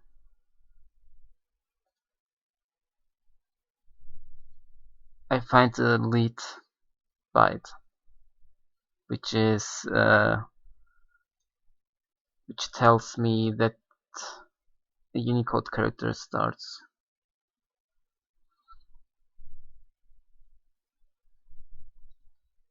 Or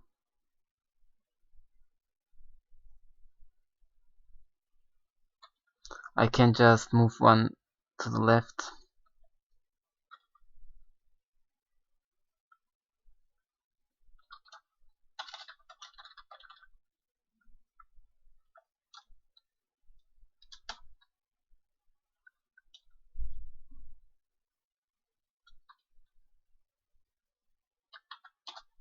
So this is one character to the left of the current caret position, and we're just gonna delete this region.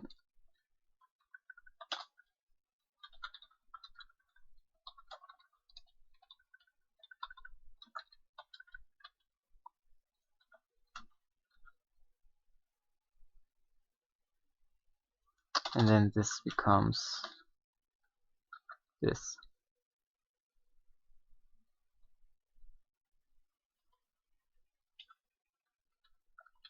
And then similarly, this needs to be in advance.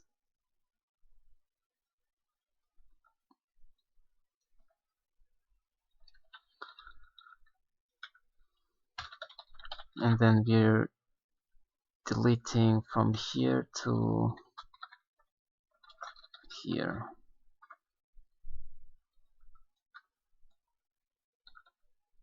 Okay, let's try it out.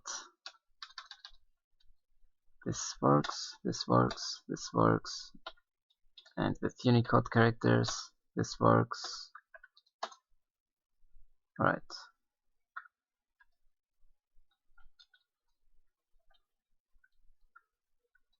Seems to be working.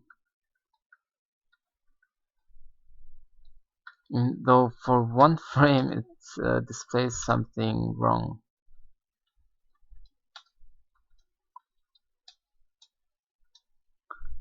The text gets longer for one frame. What is going on there?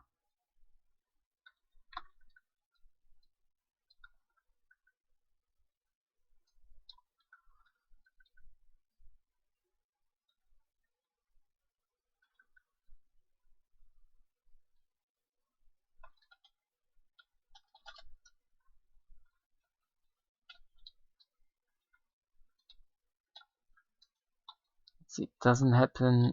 No, it also happens if I press the back button.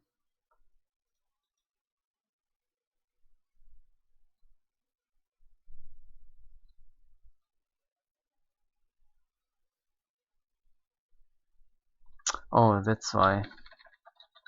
I need to render the correct text here. I can't be rendering the old length value. Yeah, no, it doesn't happen anymore. Yeah.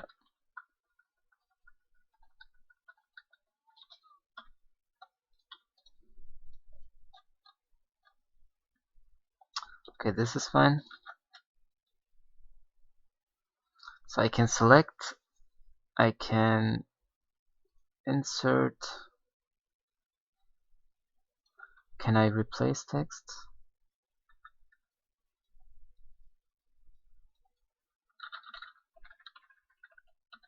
Yeah.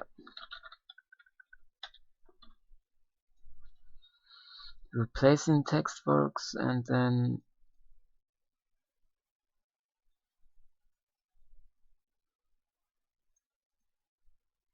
let's see, where's the game code? Game main. So if I increase the text buffer,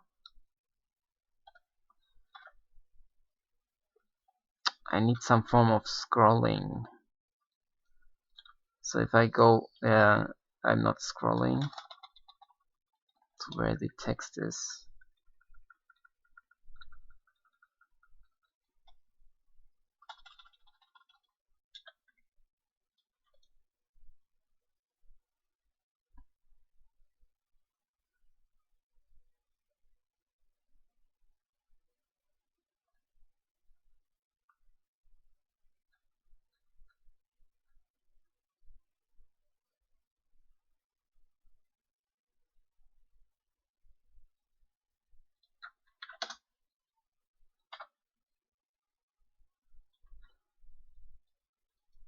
There is no render text clipped. Okay, render text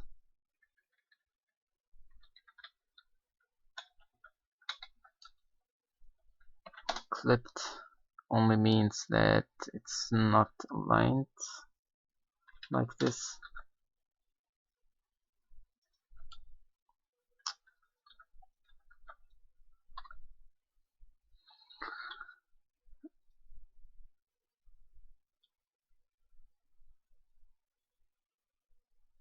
Also, the clipping rect needs to be different if I want offsetting to work correctly.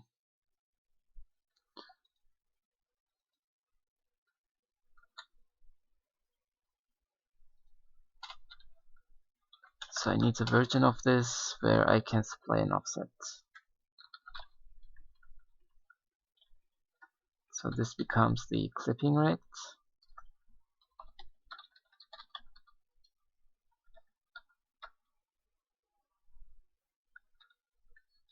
Clipping rect, and then an offset, and then when rendering the text,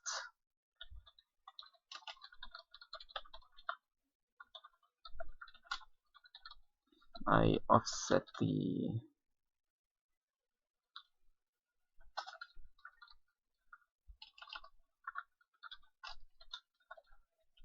to translate this by the offset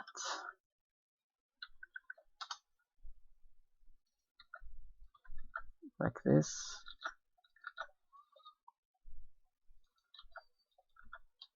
So this becomes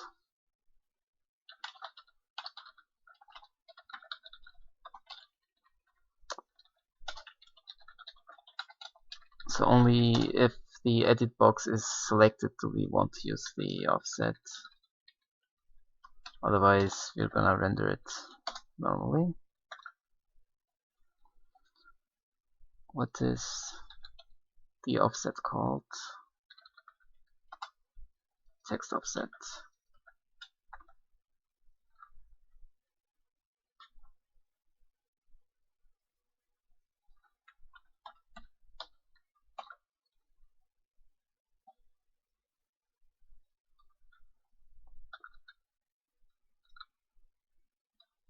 Okay, now I need to calculate the text offset.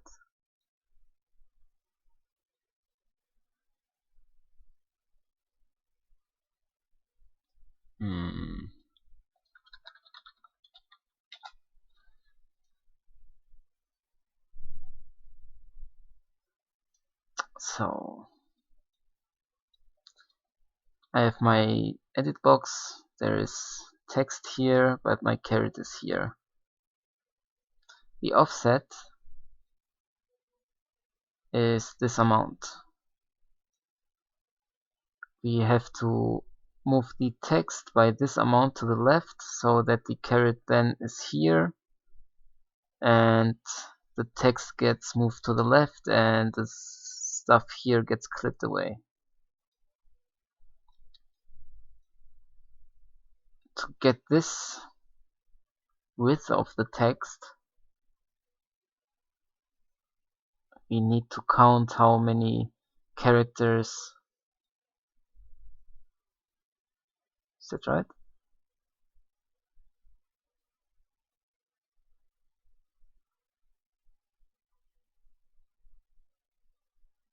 No, it's just the string width minus the edit box width. Let's try that out.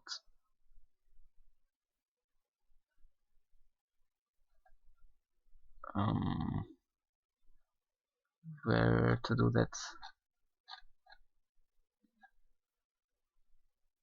Let's do it here. So let's do that after we did all the caret processing. So text offset becomes the string width of the text minus the edit box rect text rect width.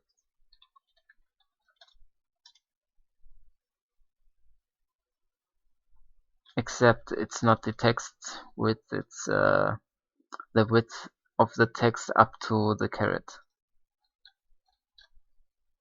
which is the string width of this.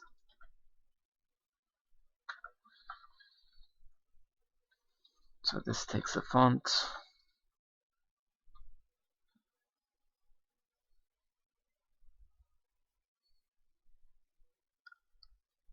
Which term?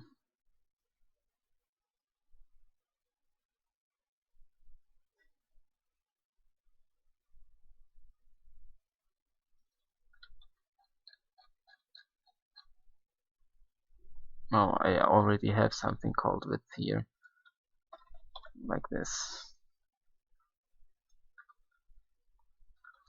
Okay, now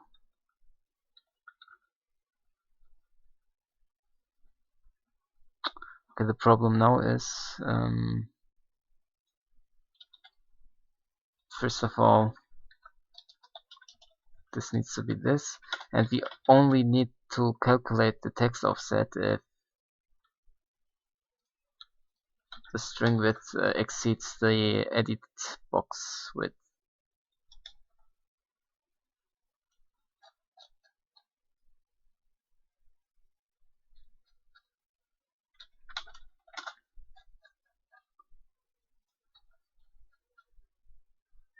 Let's do this a little bit more cleanly.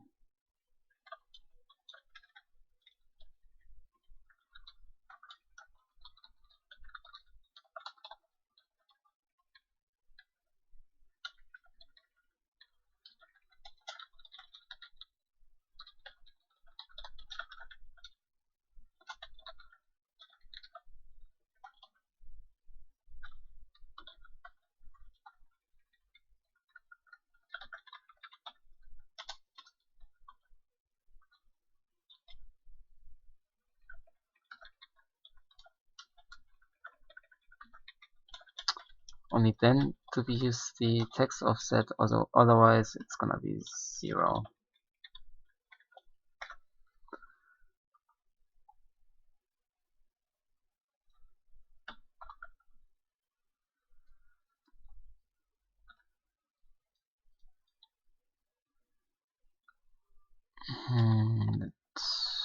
Did it work? I need a different text to see if it works. Yeah, it's working, but the caret position isn't adjusted by the text offset.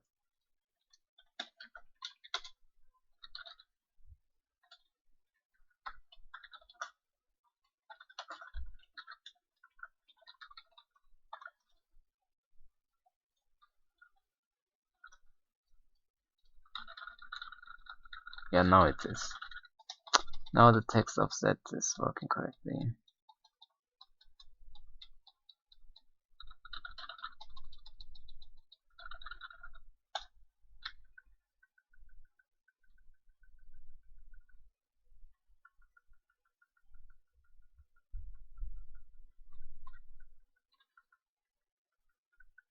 Although the behavior when moving to the left isn't that nice, because it's scrolling the text even though it should only scroll the text if I'm at the left edge of the edit box. When moving to the right, it's doing the right thing, and also the selection rects aren't adjusted.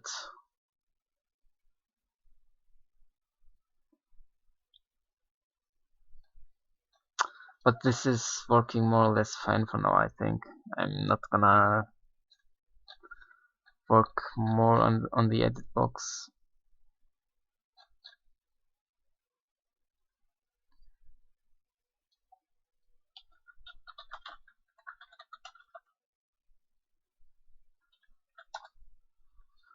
This method's gonna return whether the edit box changed in this frame,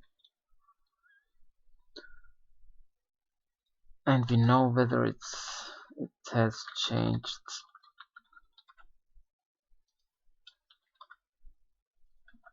when we do any of these.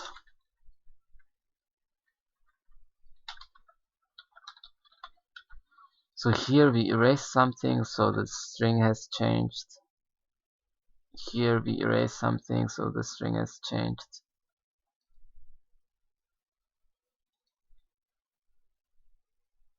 And that's it.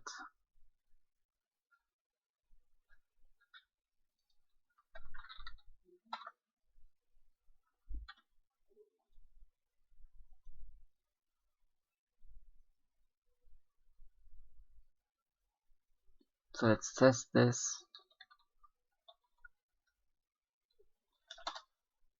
How can I test this the best way?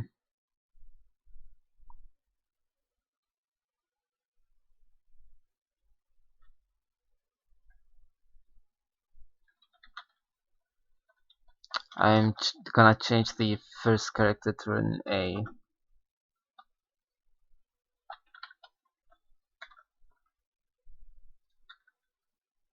So now, no matter what I type in here, yeah, it's always an A. The first character is always an A now.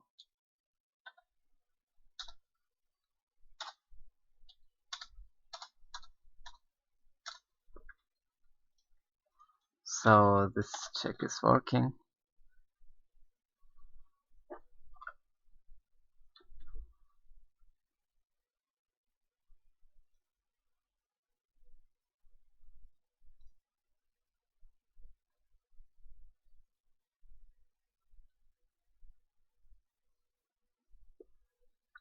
So the next thing I need are checkboxes and radio boxes. Let's draw some radio boxes.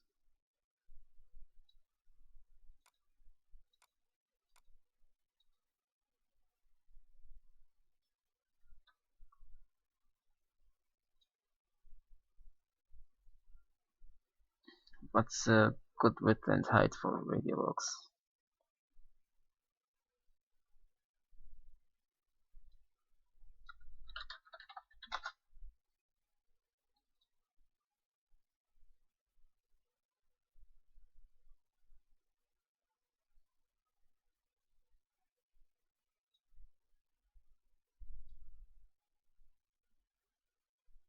How big is this? Can I copy it here?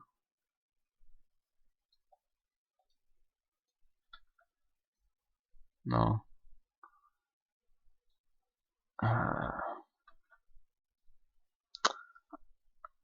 As a pride is such a weird program. I always need to paste into Paint and then copy it again so I can paste it here. So how big is this? It's 13 by 13.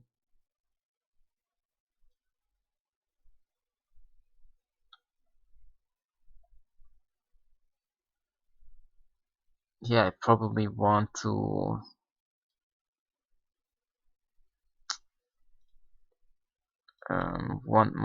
to resemble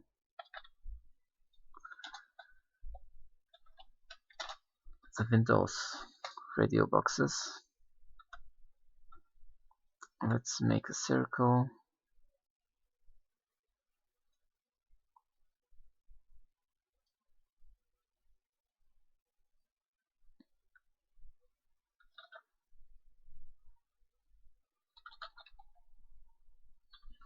Actually,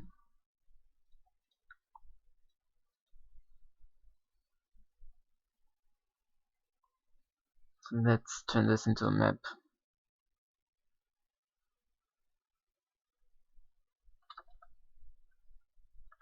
An atlas.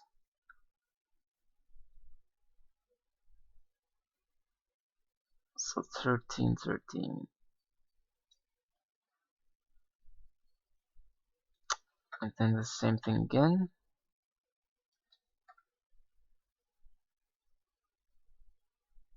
Over here. When it's filled.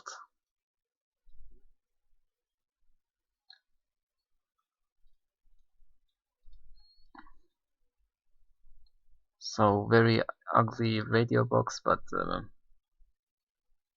it's fine for now.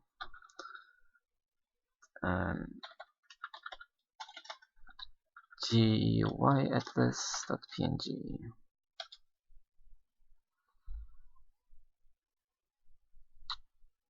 This is 100 by 100, yeah.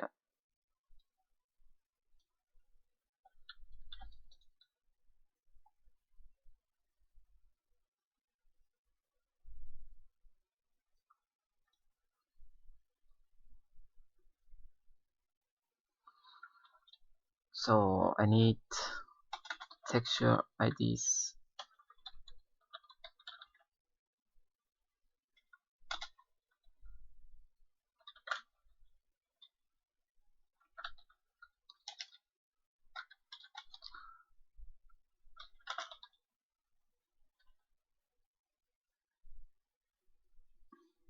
It's an atlas and an array of regs for the text codes.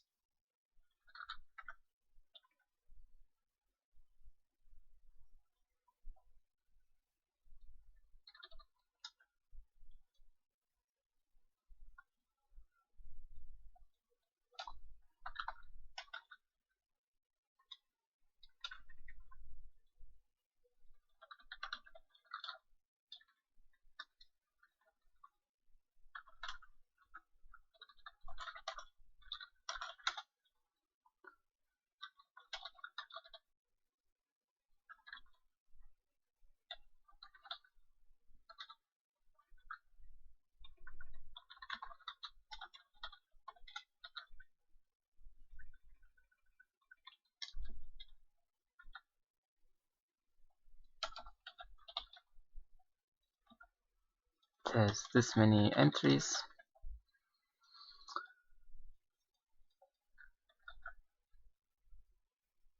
Yeah, this is fine. And then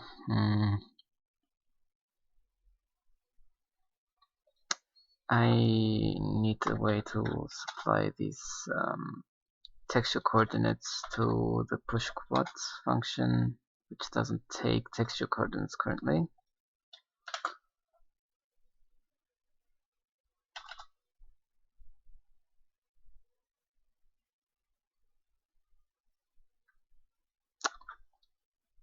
So I'm gonna use an abstraction here.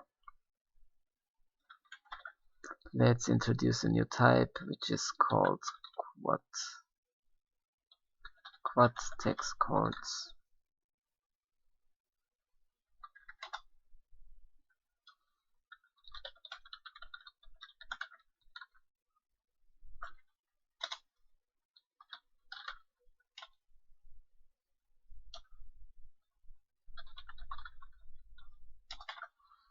It's gonna have 4 vec2s, which means it has 4 texture coordinates.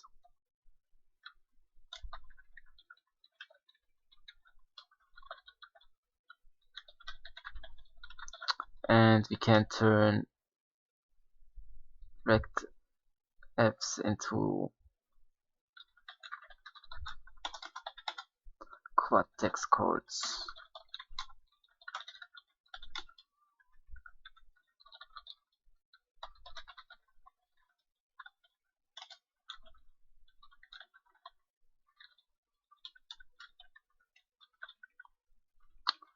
So the first is left top, second is right top, the next one is left bottom, the last one is right bottom. And this function is gonna take quad text codes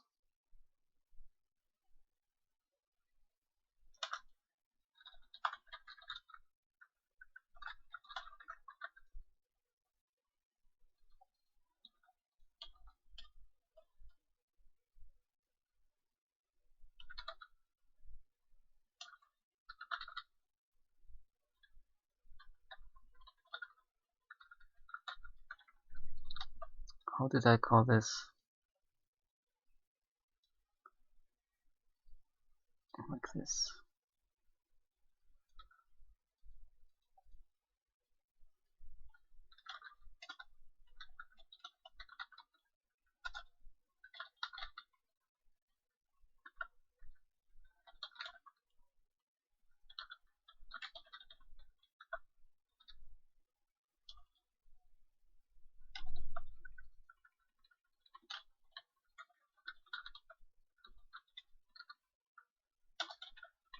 This is something I want to test out, whether it's better to pass arguments as by value or by constref.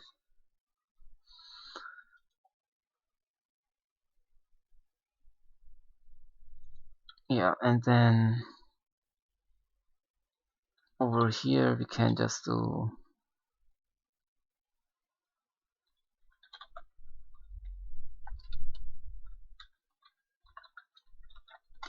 this, and it's fine.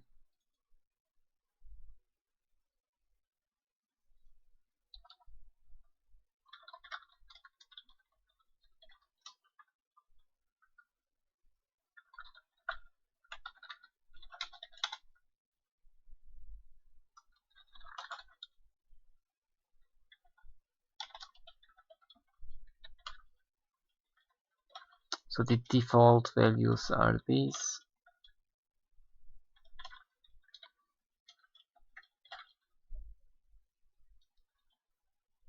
And this thing takes the default texture coordinates initially, but you can pass non-default ones in.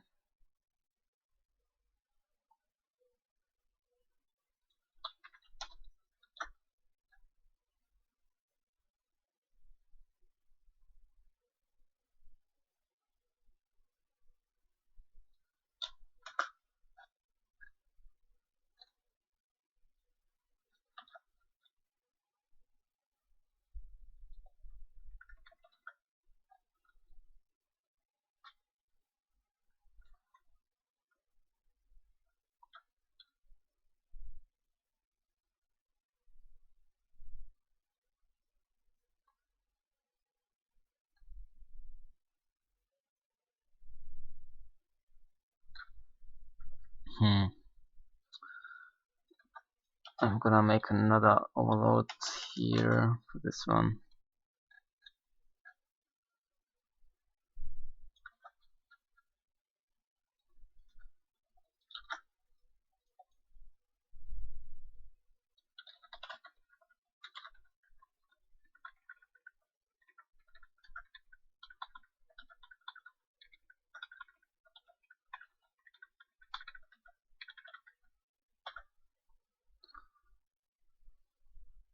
Oh, I'm not including this anywhere.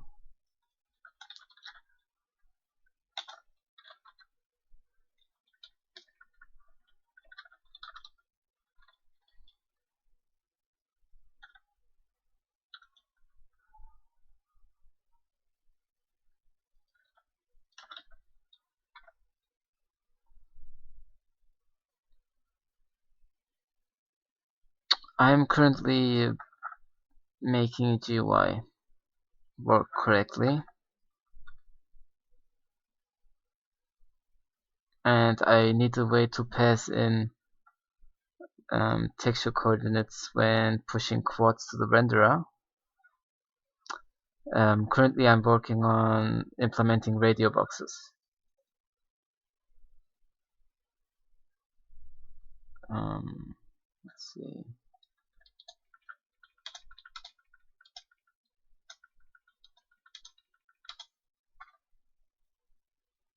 Okay, this is compiling.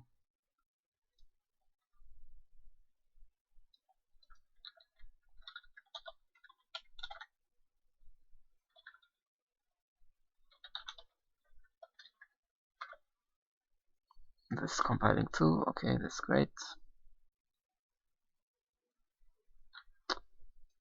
So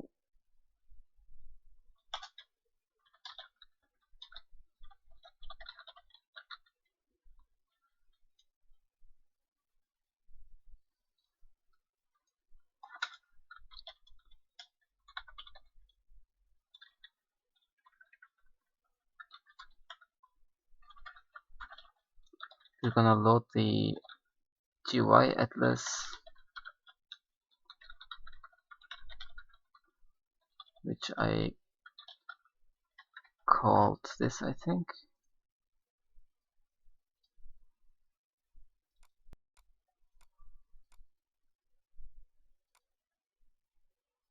There it is. Yeah, this is correct.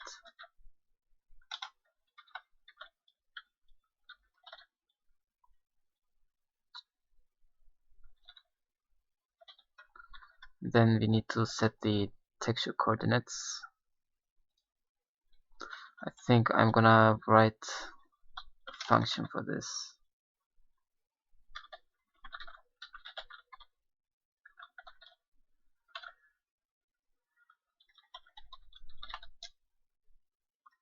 Like this, and then in the GUI code,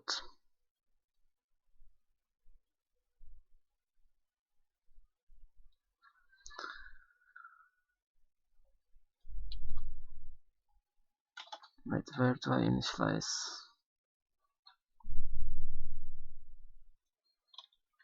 This is a good place.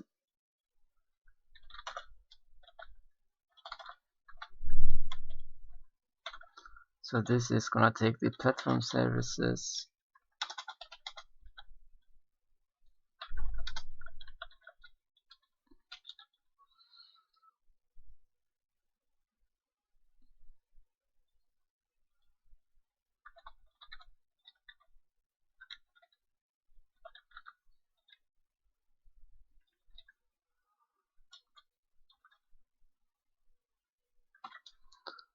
So this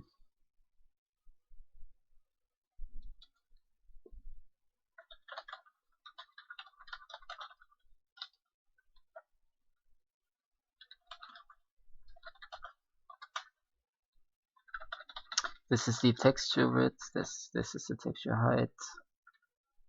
To be correct, it's the inverse. So let's call it the inverse texture width, inverse texture height.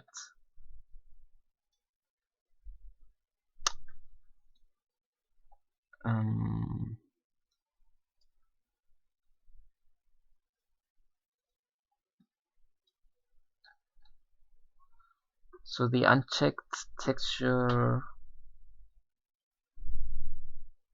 is 13 by 13.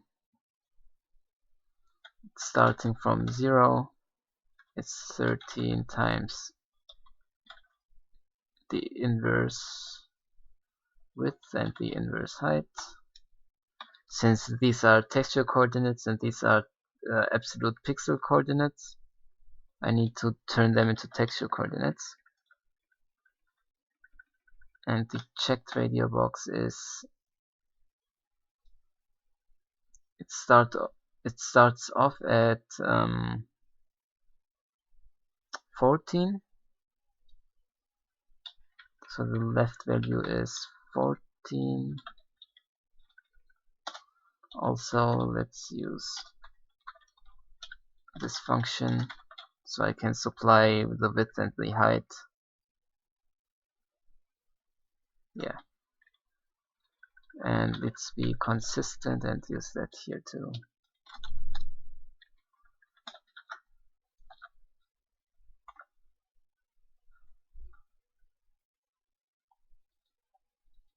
This is undefined.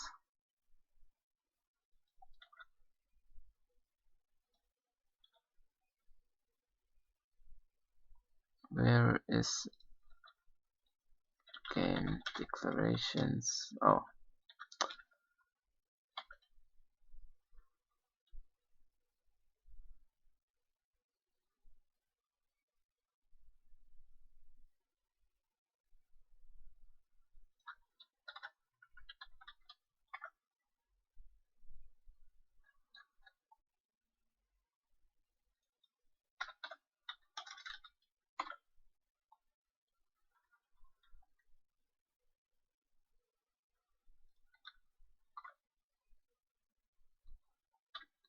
okay.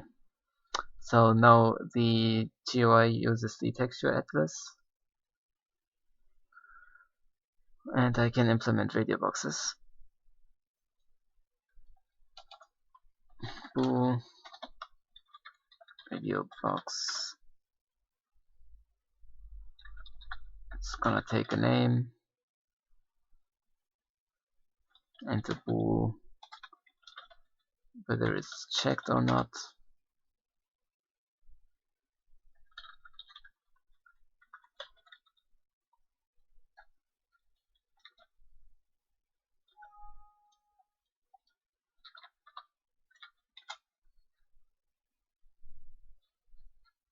So let's look at the other stuff, how they are being handled.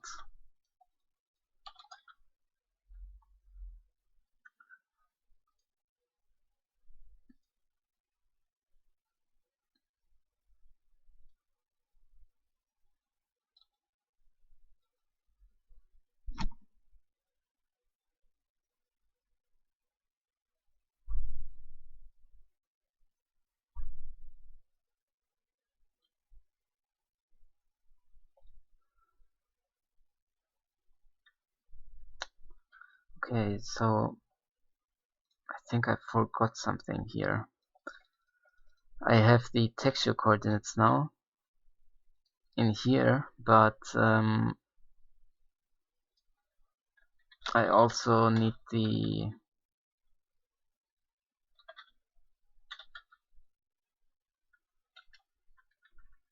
sizes themselves. So the radio button thing is 13 by 13, this thing, and I need to know how big this is. So that will be in this array.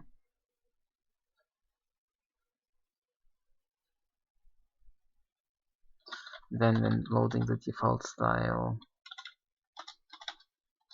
we will set them.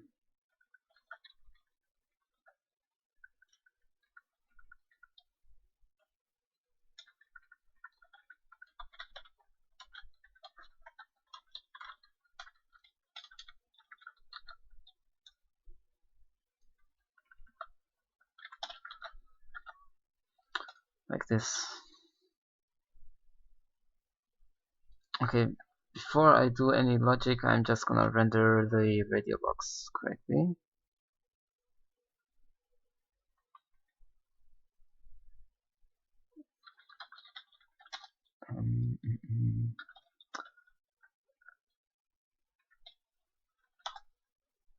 Let's see.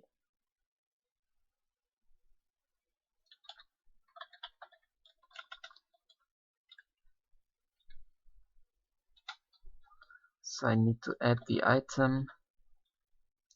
So I need to know the width and the height. The width is the string width of the name plus the padding plus the width of the checkbox itself, which is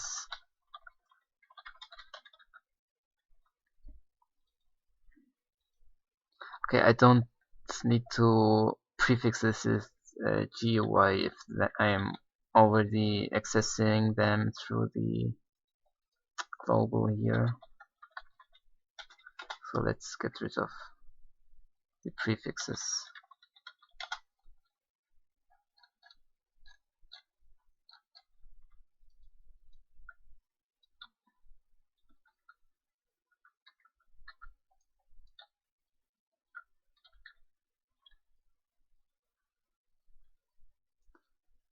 And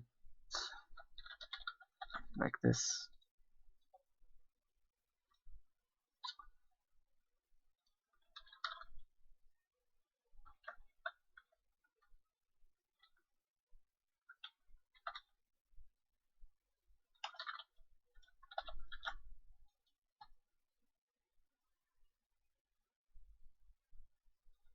So this is the width and the height is just the max of string and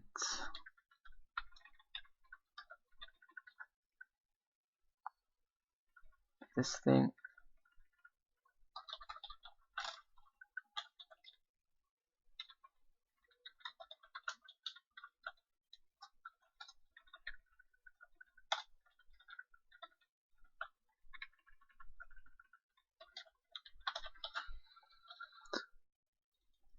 Then we add the item.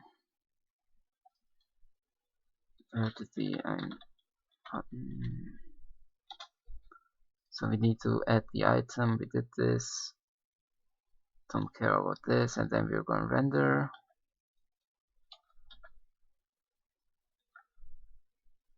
And then we're going to return whether the state changed. Currently it's always false because we don't render the we don't implement the logic yet.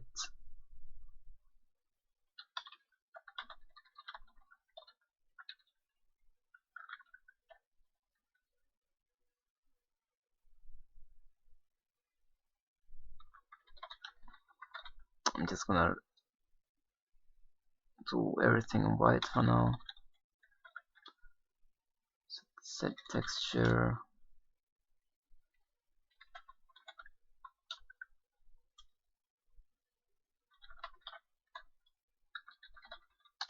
I'm gonna set the atlas texture, and then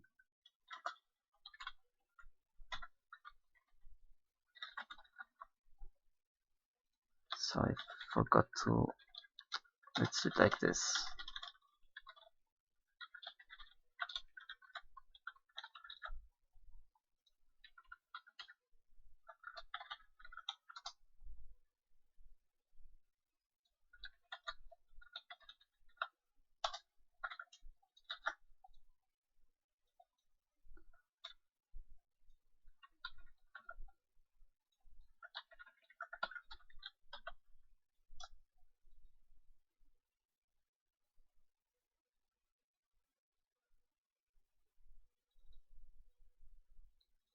This is not quite correct.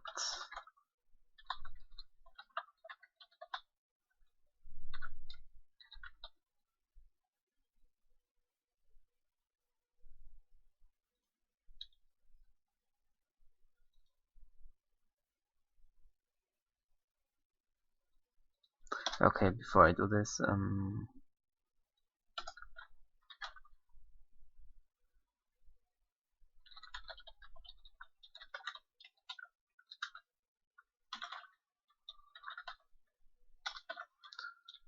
we need to get the rect of this thing and translate it with the position, left top position of the rect. Now this is correct, and then we're gonna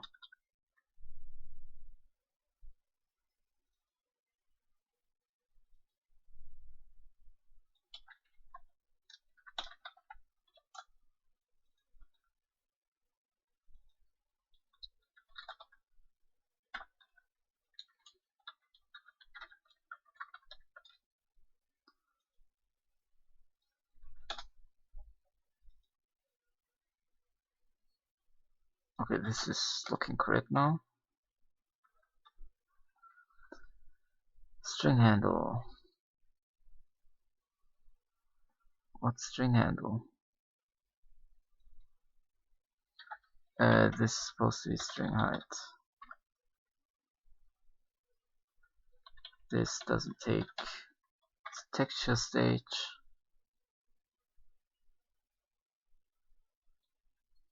This is supposed to be make quad text codes.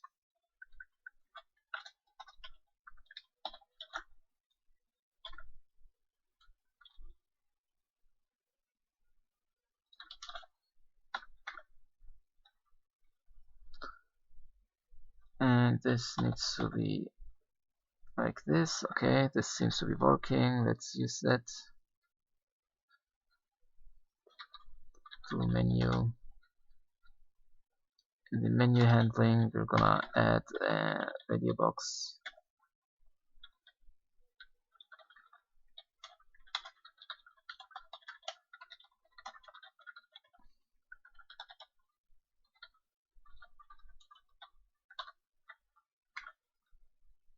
It's compiling. And there is the radio box. The text is clipped. So that's wrong. The height doesn't take padding into account.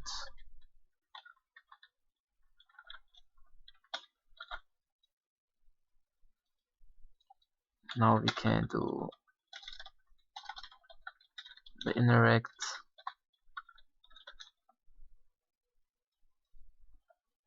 This becomes inner, and the text area is just the inner rect.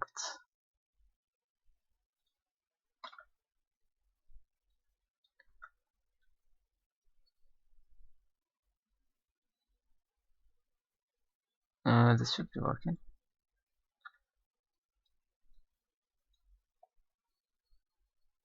Yeah, it's not cut off at the bottom anymore, the text, but it's missing one character to the right. That's because this is also wrong.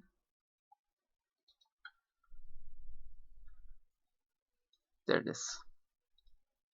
So we are rendering text boxes correctly, but I'm using the wrong thing here. It's unchecked.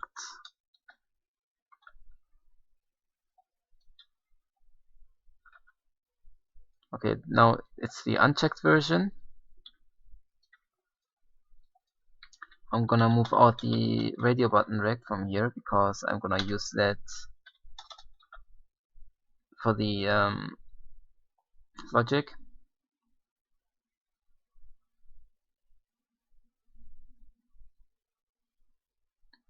There was one thing else weird here.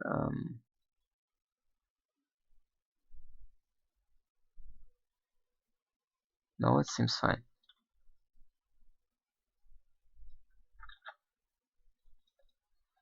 Okay, now we're gonna. Oh yeah, the selection of this thing.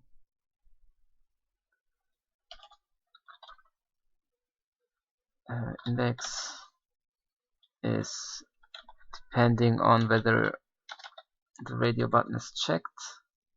It's either the checked version or the unchecked version. and we're gonna use the index like this.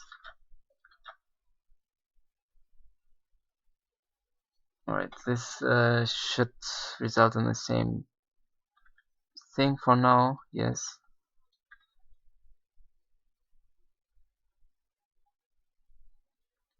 Now we go ahead and implement the logic.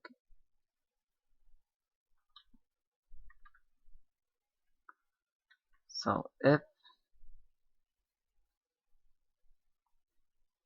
is key pressed, so I need the inputs.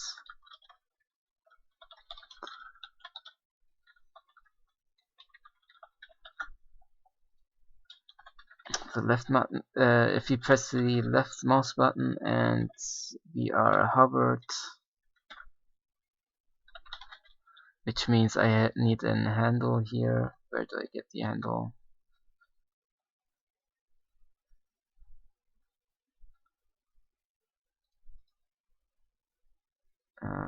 Handle.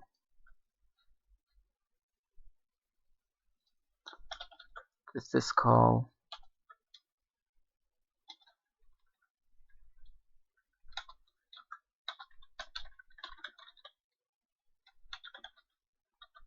It's gonna turn this pointer into a handle. We check whether we are hovered, and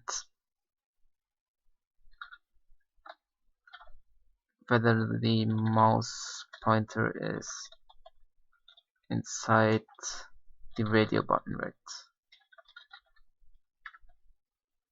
If all of this is true,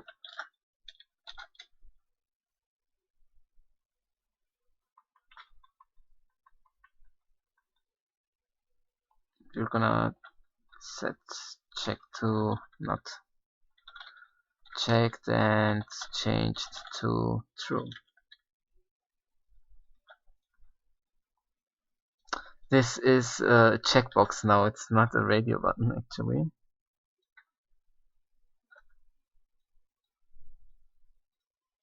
Yeah, now it's behaving like a checkbox instead of a radio box.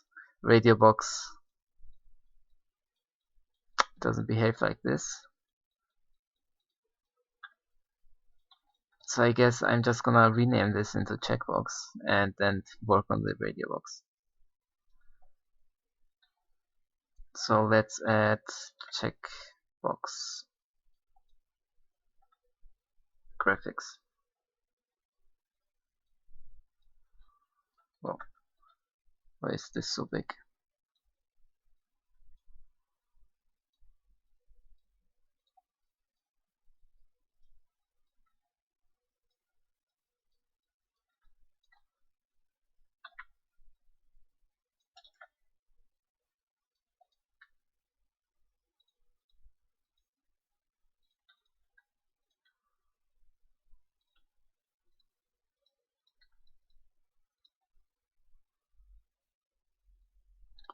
This doesn't look so nice. Let's just use an X. Yeah.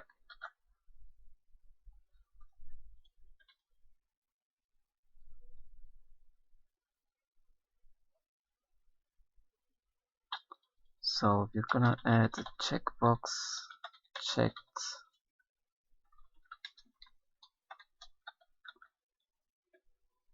and unchecked entries here. Then when loading the default style, let's populate them.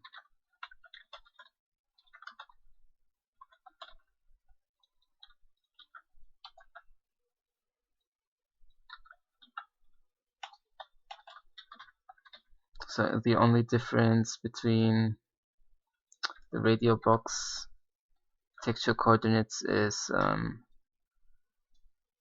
the offset from the top, which is 14 pixels if I'm not mistaken. 14 pixels, yes.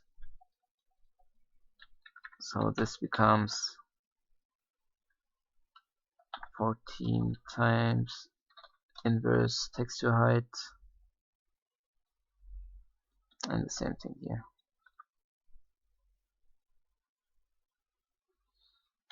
Right. So we're gonna copy this, rename this into checkbox.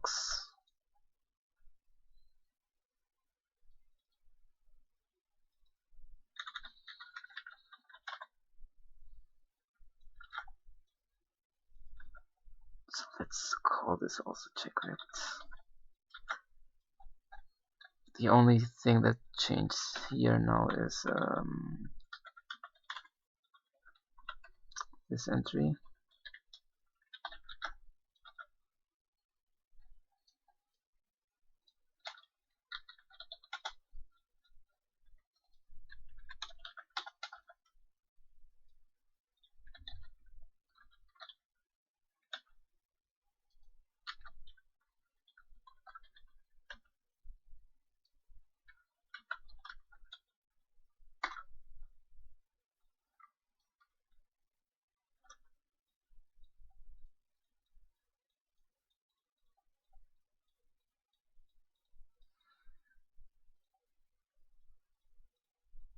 Okay, now the radio box.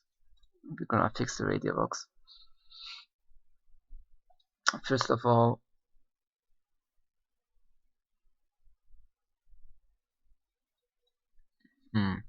so if you're checking a radio box, it's gonna uncheck all the other radio boxes in the current group, which means the current group needs to store which radio box is currently checked. This is the group state. It's gonna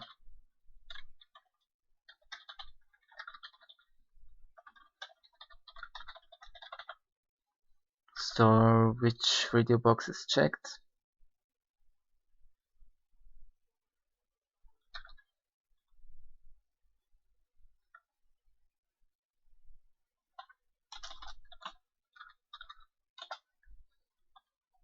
Then I need the current group here.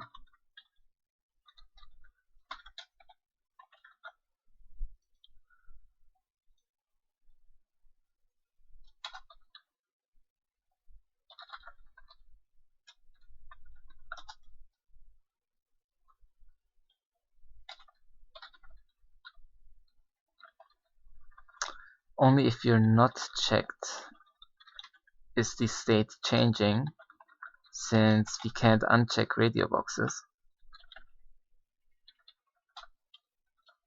And then we're gonna set the group,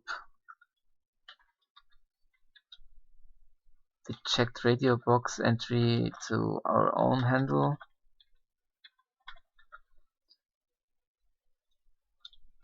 And then at the beginning here, we need to set this to whether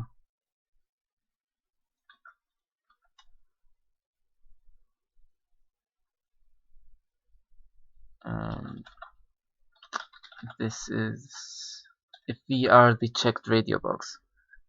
So this will uncheck the other radio boxes. Then I can set the changed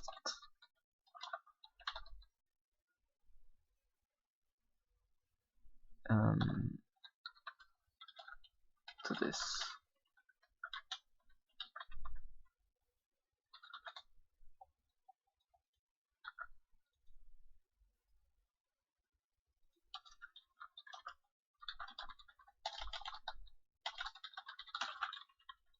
So to make it more clear,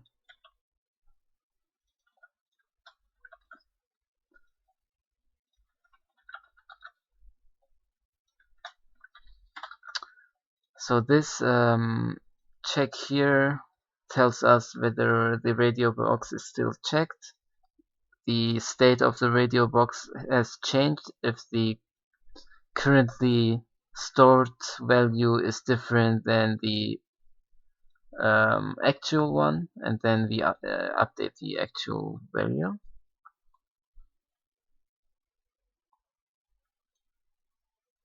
Okay, now if I use two radio boxes, checking one should uncheck the other one.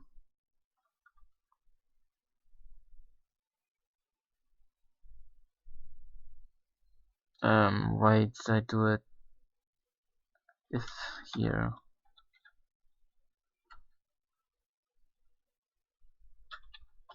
That's weird.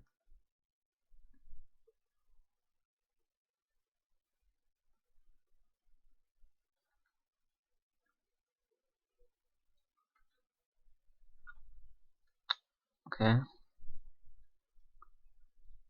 Yeah.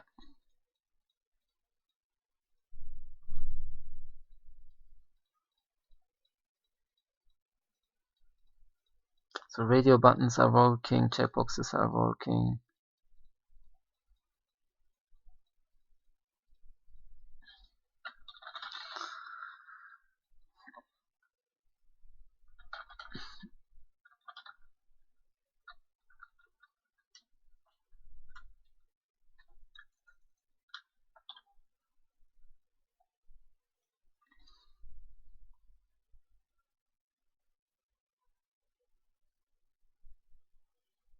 So next one is I need sliders.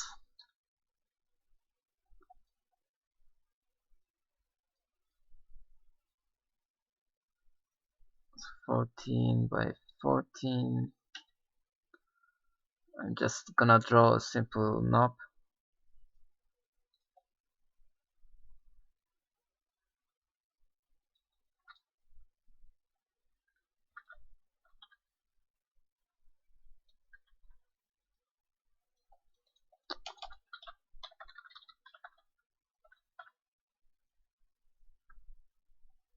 Or knob.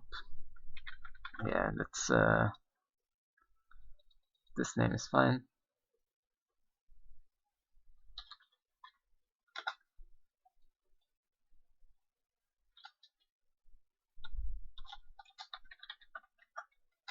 So the texture coordinates of the knob is at top value. It starts off at 28.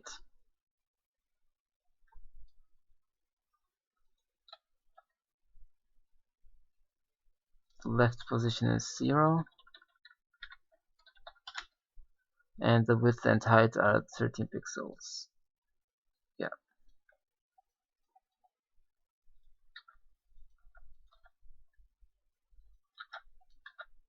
So the rest is identical.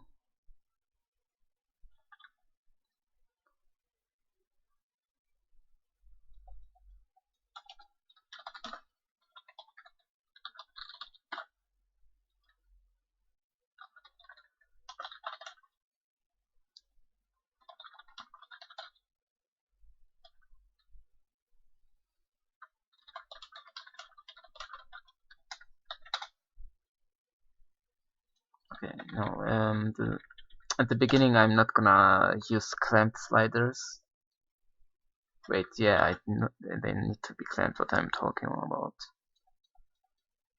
I need to know what the left position and the right position of the sliders mean.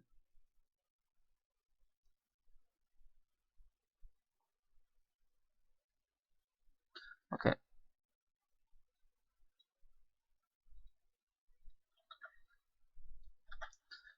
Basically the same thing up until here. Instead of checked its value, then the width is similar. This is the same. This is the same. So the width is the string width of the name. That's correct. Padding is correct. This isn't. We're just gonna use the width of the current group.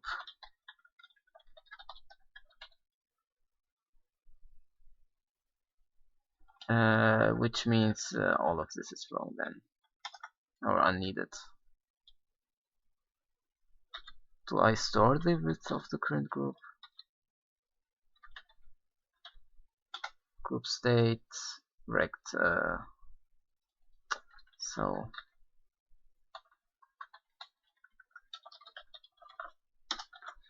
like this. The height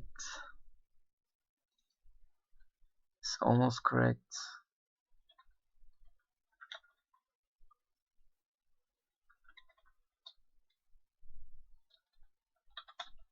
Now it's correct.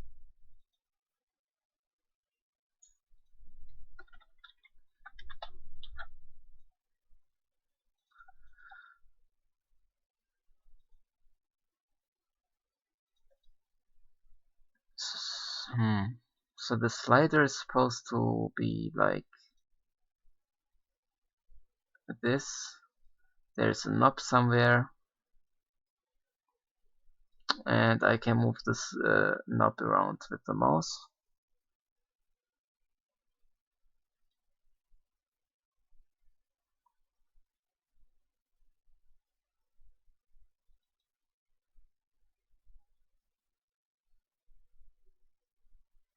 Okay.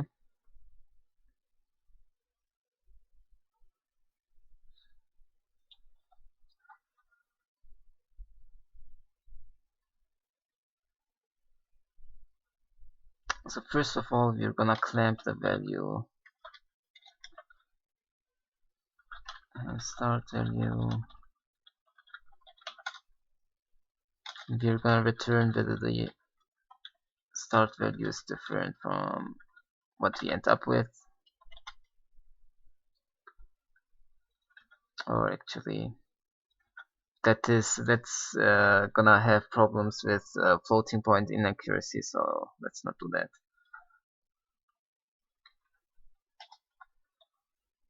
We're gonna clamp the value.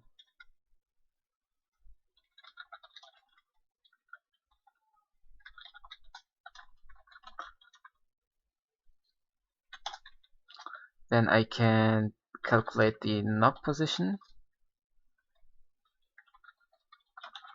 which is value minus min divided by max minus min.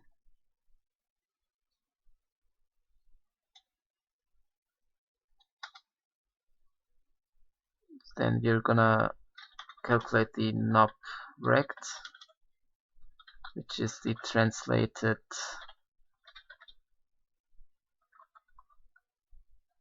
this thing translated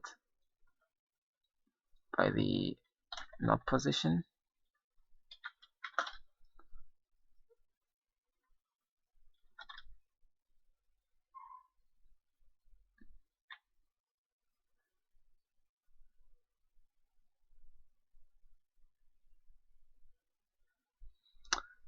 And the left top of this rect, oops.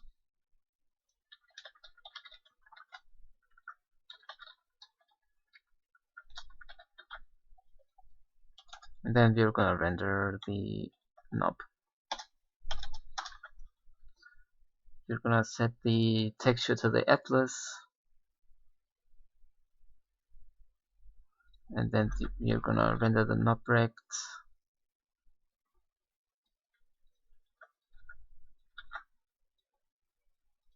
And then we're gonna render the text, the name.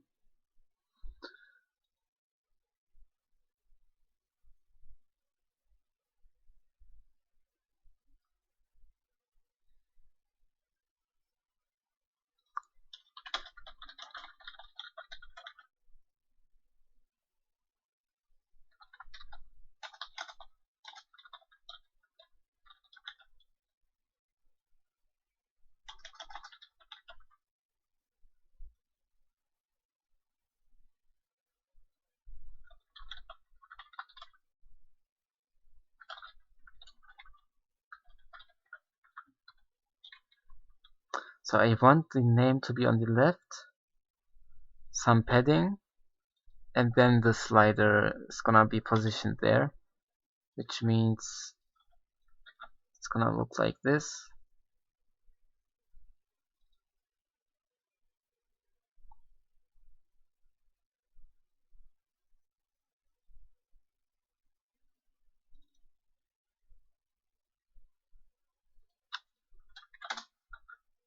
So the rest can stay as it is.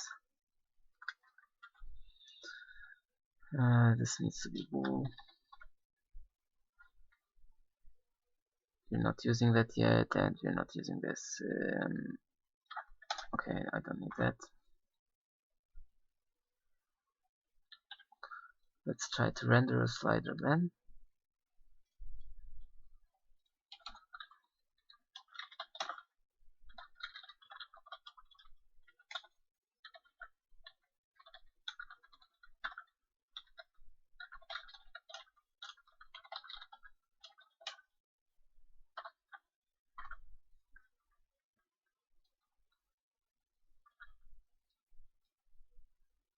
There it is. There's the slider knob.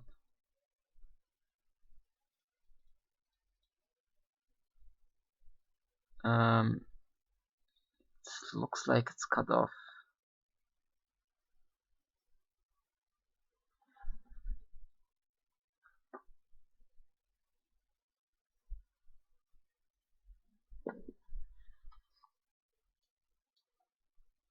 Oh, that's because I made it too big. This is 14 by 14 pixels. Yeah.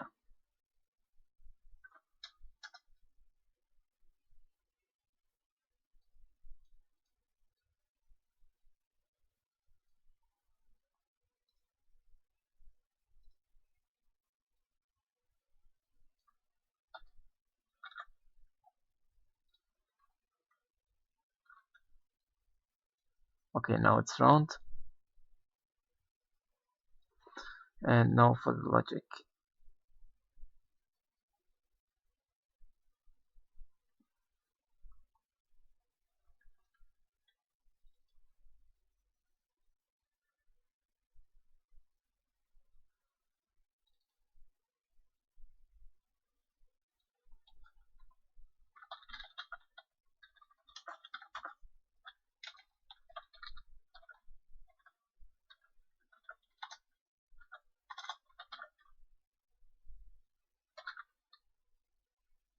So if key is pressed, the left mouse button, and we are hovered, and the mouse cursor is inside the knob rack.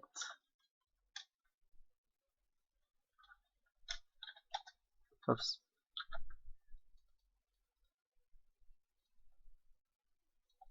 Actually, this isn't correct. If I check whether the mouse button is inside the knob rack, and we just started dragging the slider, and we move the mouse button so fast that it's outside the knob rack, this check is gonna fail. So I'm gonna do this differently. I think I have a way to capture the mouse. Since I already implemented, I can show you, dragging the window around, and this is basically the same as dragging the slider around, and this can capture the mouse. I'm just gonna copy that functionality. I'm capturing the mouse here.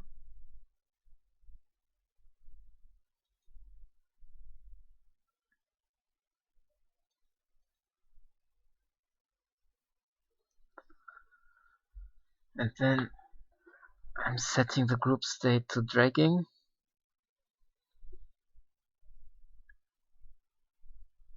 I'm setting the mouse offset. Alright.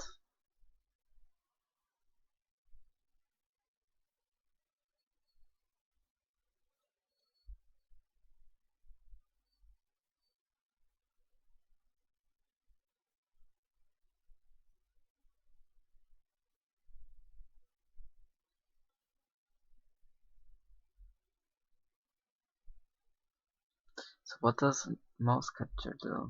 I capture.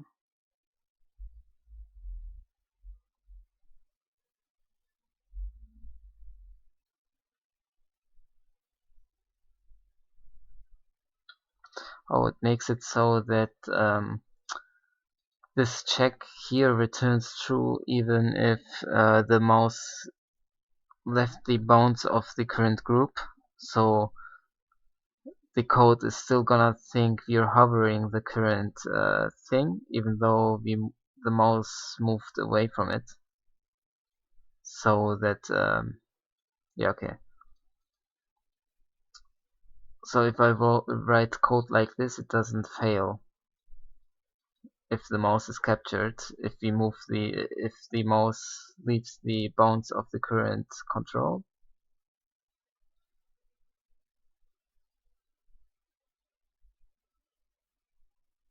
So I need to set this.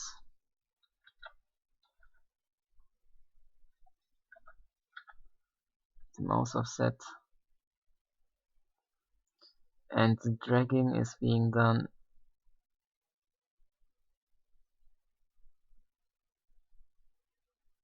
like this.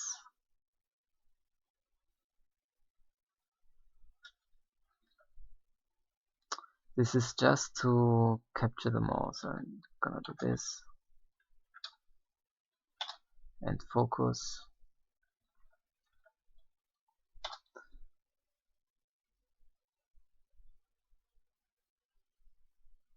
Exactly, and then we can do this.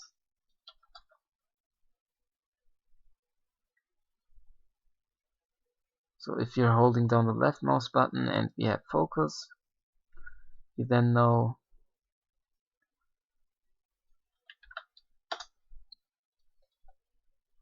that we are holding the current state. I can use this now, this slider context, which doesn't exist yet.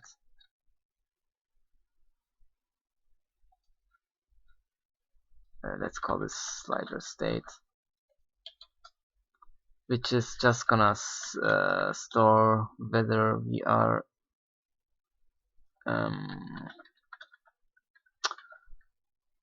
currently dragging or not.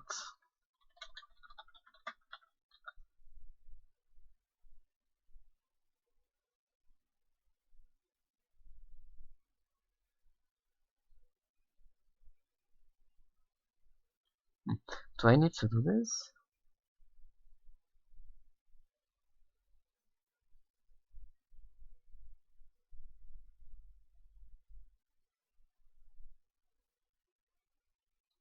I don't think so, actually. Let me try to implement this without it for now. So the delta is correct.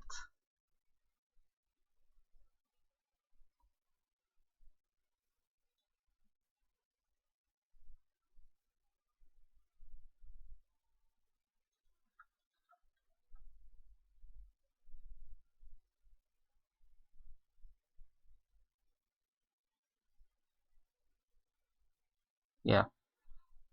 This is the mouse delta now.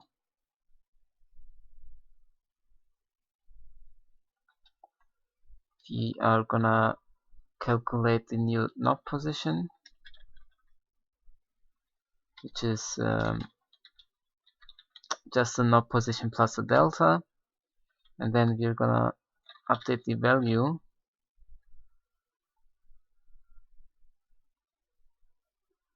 which is knob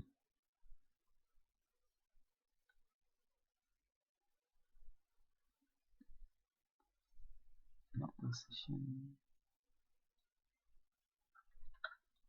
I forgot a step here. This is supposed to be times the width of the slider area.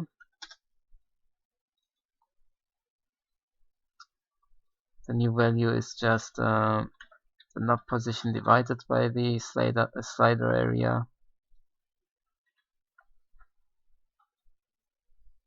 plus min.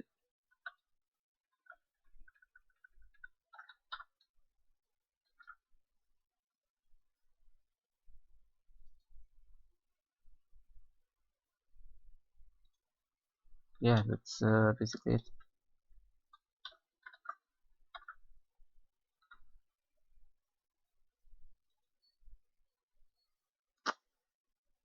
This is supposed to be inputs.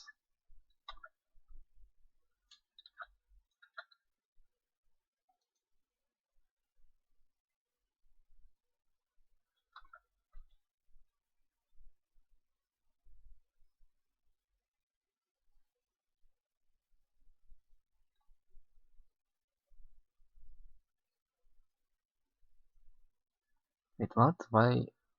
This is a float.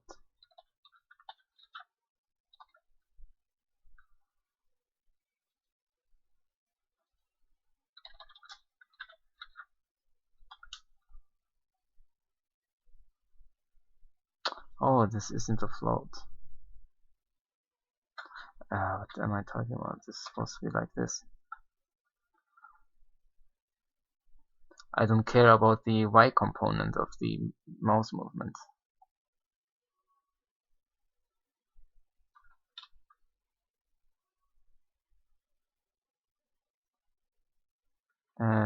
Don't I have to reset the mouse offset then?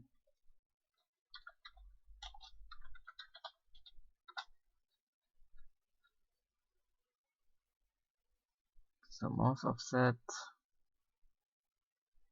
no. Okay, let's try this out.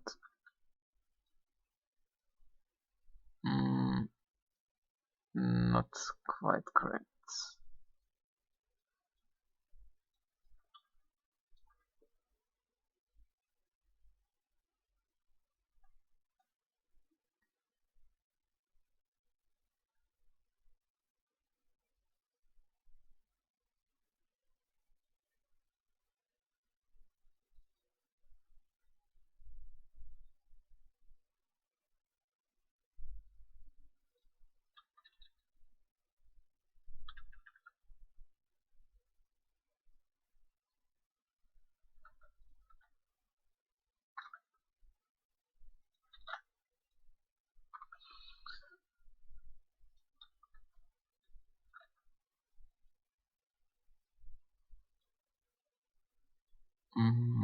It's moving way too fast.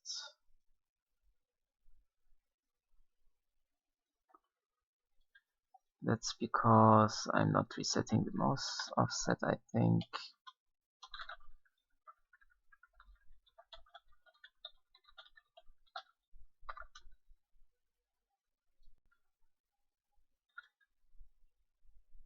Oh, there it is. Oh, the mouse capture doesn't go away.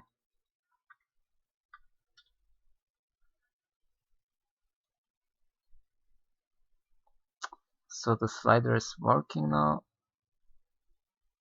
except this shouldn't happen. That's because, okay, I'm not, that's why I'm not supposed to do this.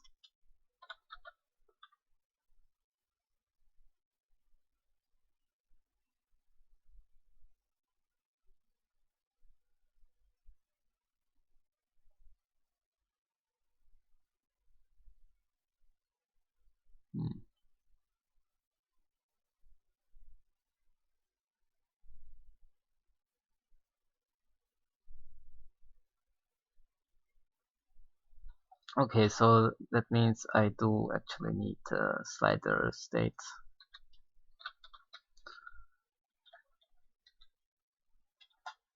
So I do need this thing.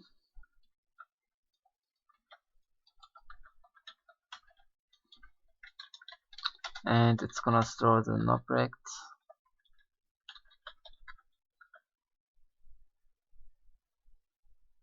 and whether we are dragging.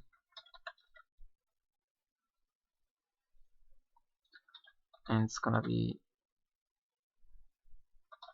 similar to how it's handled here.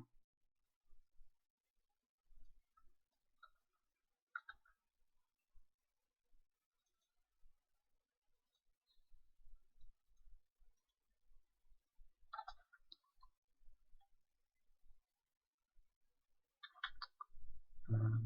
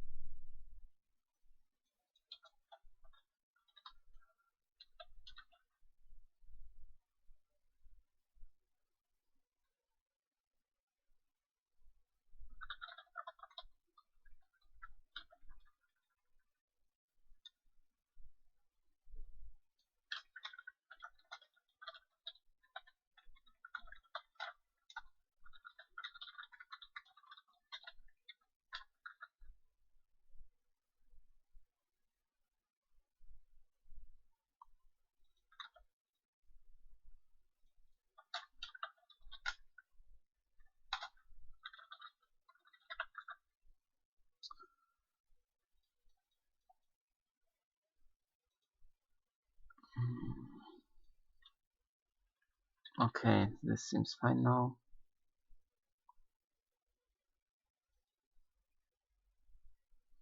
This is also fine.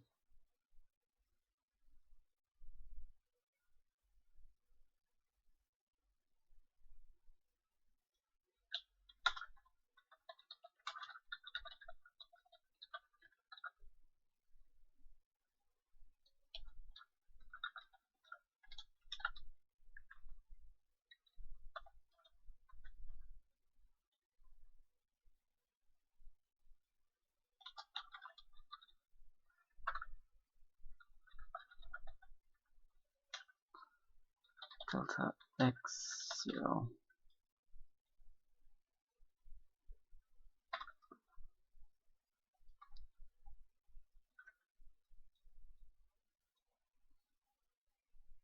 Oh, it's moving too fast.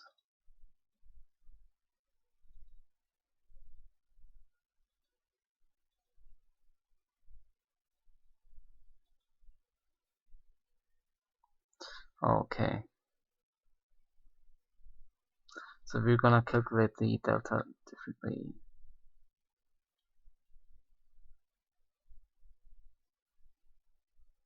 No, wait. Mouse offset. So it's not additive. It's we're gonna store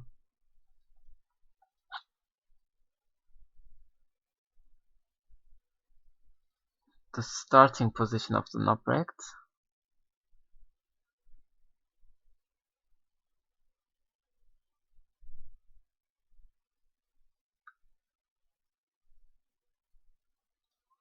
And then this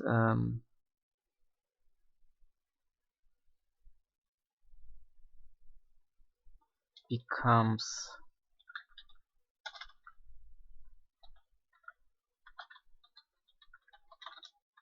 this value.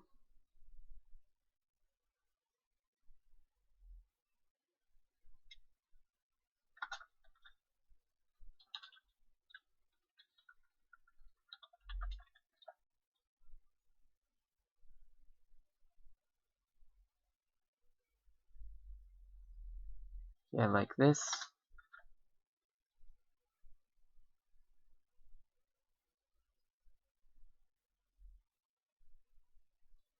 Okay, let me try this out.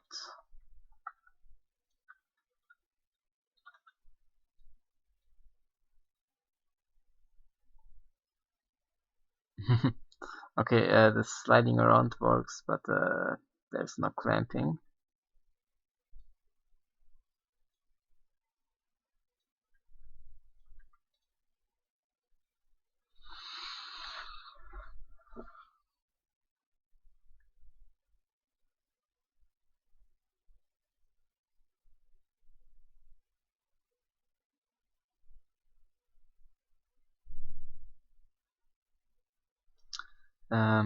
The clamping,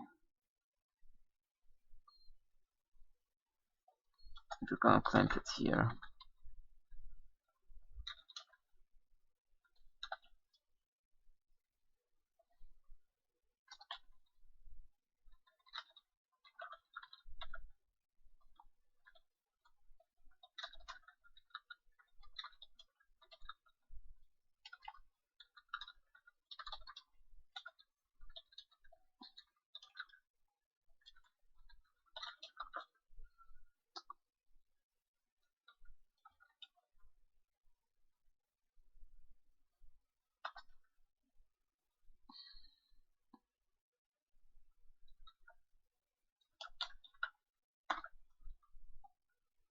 So this should be a clamped slider. Yeah, now that one other bug is gone too. Moving the mouse outside the bounds doesn't move the slider. Now I only have to implement the slider sticking to the position after I release the mouse button. Which is when, let's see,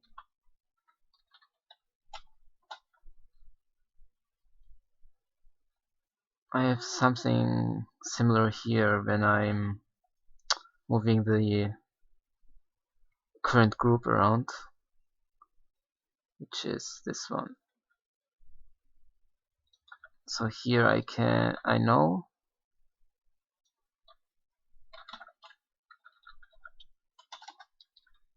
I can set the dragging value to false.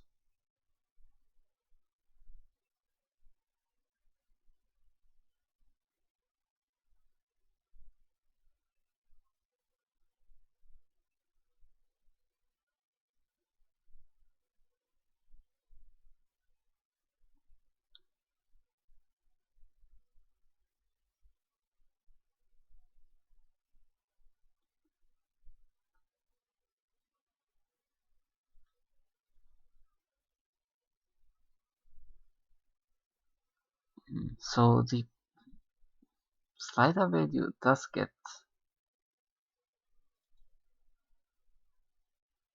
oh, this one's wrong. That was it. That's all.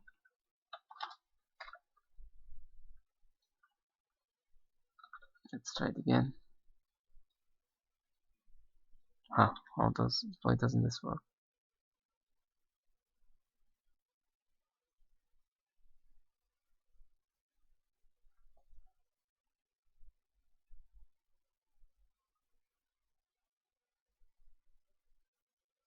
Oh, slider area left.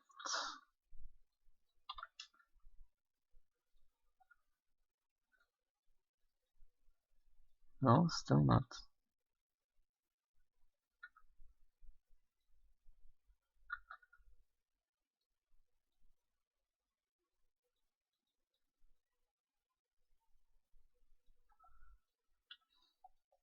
Am I not setting the slider value? So it should be 0.5. Yeah, I did set the slider value. Okay, next frame.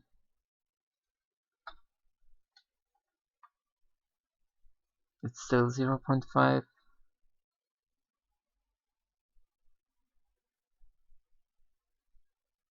The knob position is correct.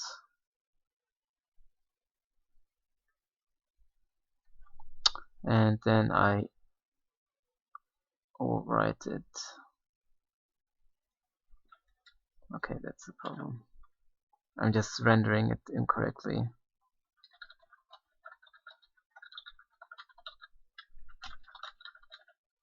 So this becomes... do I even need this?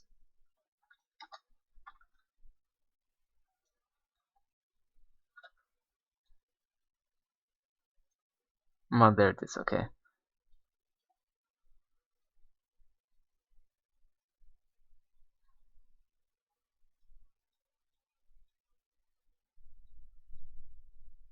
The only problem now is clicking outside the group still moves the slider around. Huh, it's not giving away the mouse capture. This is weird. How is this happening? This check here whether it has focus. It should be... oh, now it's not having focus. So the radio buttons are not taking focus away.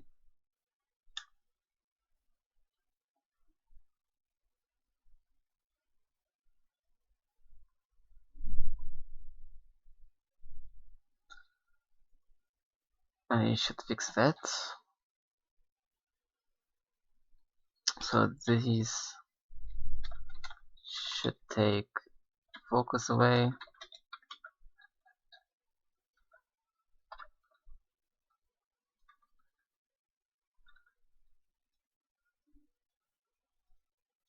Alright, focus is gone. And now I also need to fix this.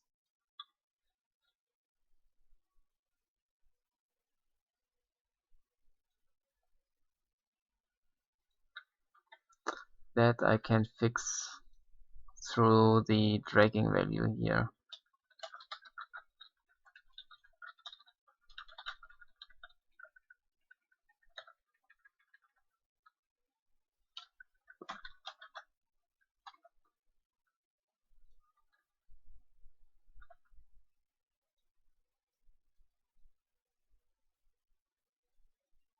Yeah, now that's fixed.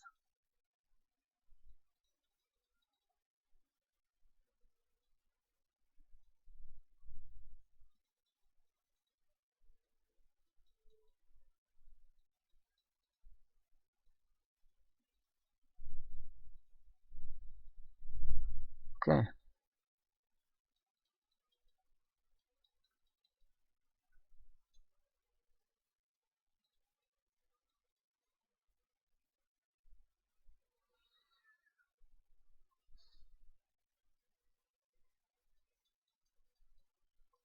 Okay, there is this bug that once I select something, I can't move the current group around anymore.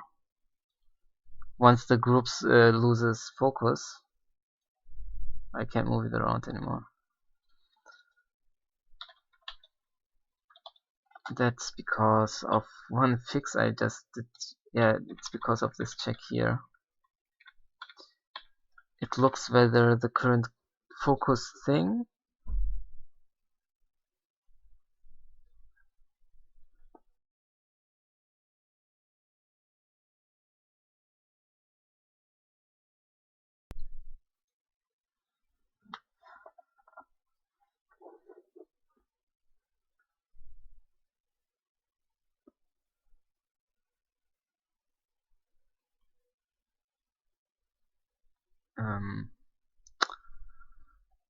this is checking whether whatever is focused currently, its parent is different than the current group. Only then is it gonna steal away the focus.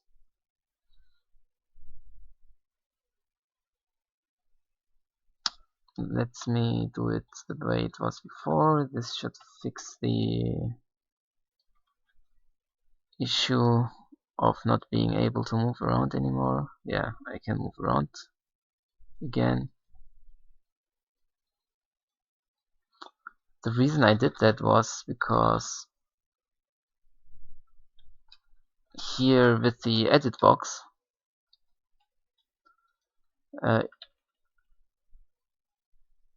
it resets the caret if I click on it, because it defocuses the edit box, because the group always gets the focus first when I click on something. Oh, that's an interesting bug. What's happening there?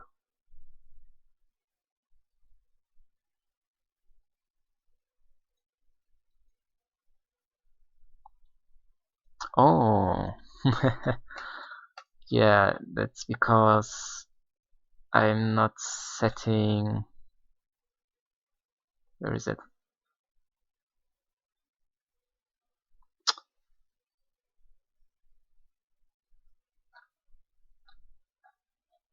Here in the slider. This state lives in a union. So when I'm getting this state, I also need to set the state type to slider.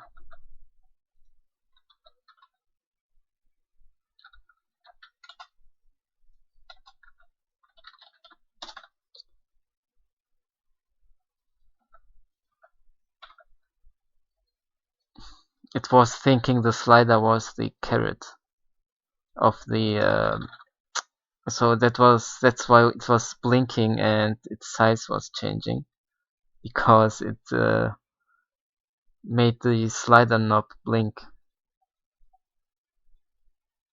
Okay, that's fixed now.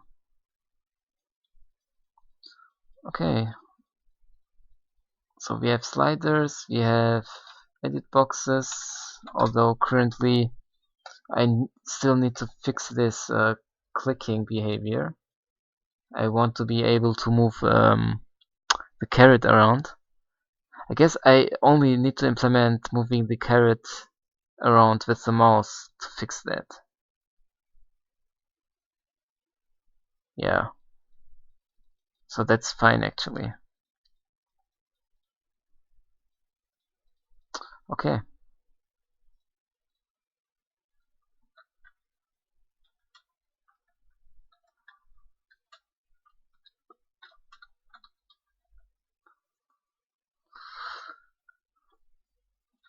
I think the GUI is looking pretty good so far. I wanted to have radio boxes, checkboxes, and sliders, edit boxes. Yeah, and I did all of that today. That was all the features I wanted from the GUI. So tomorrow I can finish the voxel editor.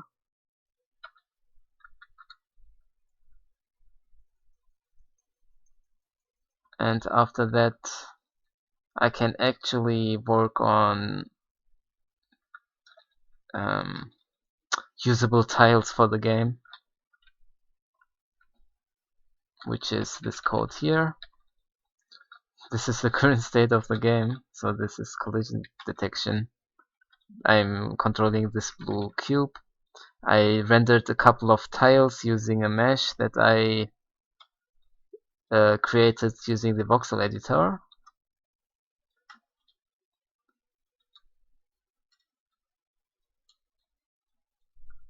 Yeah, so this needs a couple of more features.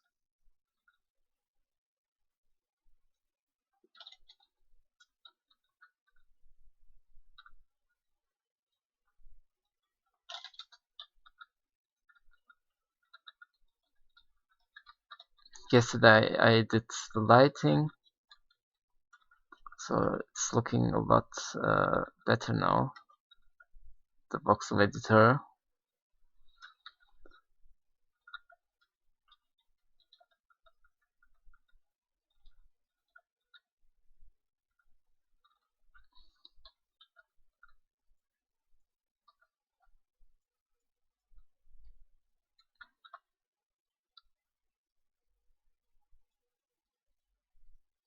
Yeah, all of this seems to be working correctly. Okay, so thanks for watching, everyone. I'm finished for today. I implemented everything I wanted from today. We did edit boxes, sliders, checkboxes, radio boxes, and fixed a couple of bugs in the GUI. That was in preparation for tomorrow, where I finish up the voxel editor, and then after that, I'm gonna work on the game completely. Yeah, that's it for me for today. Thanks for watching. Let's see if I can find someone to host.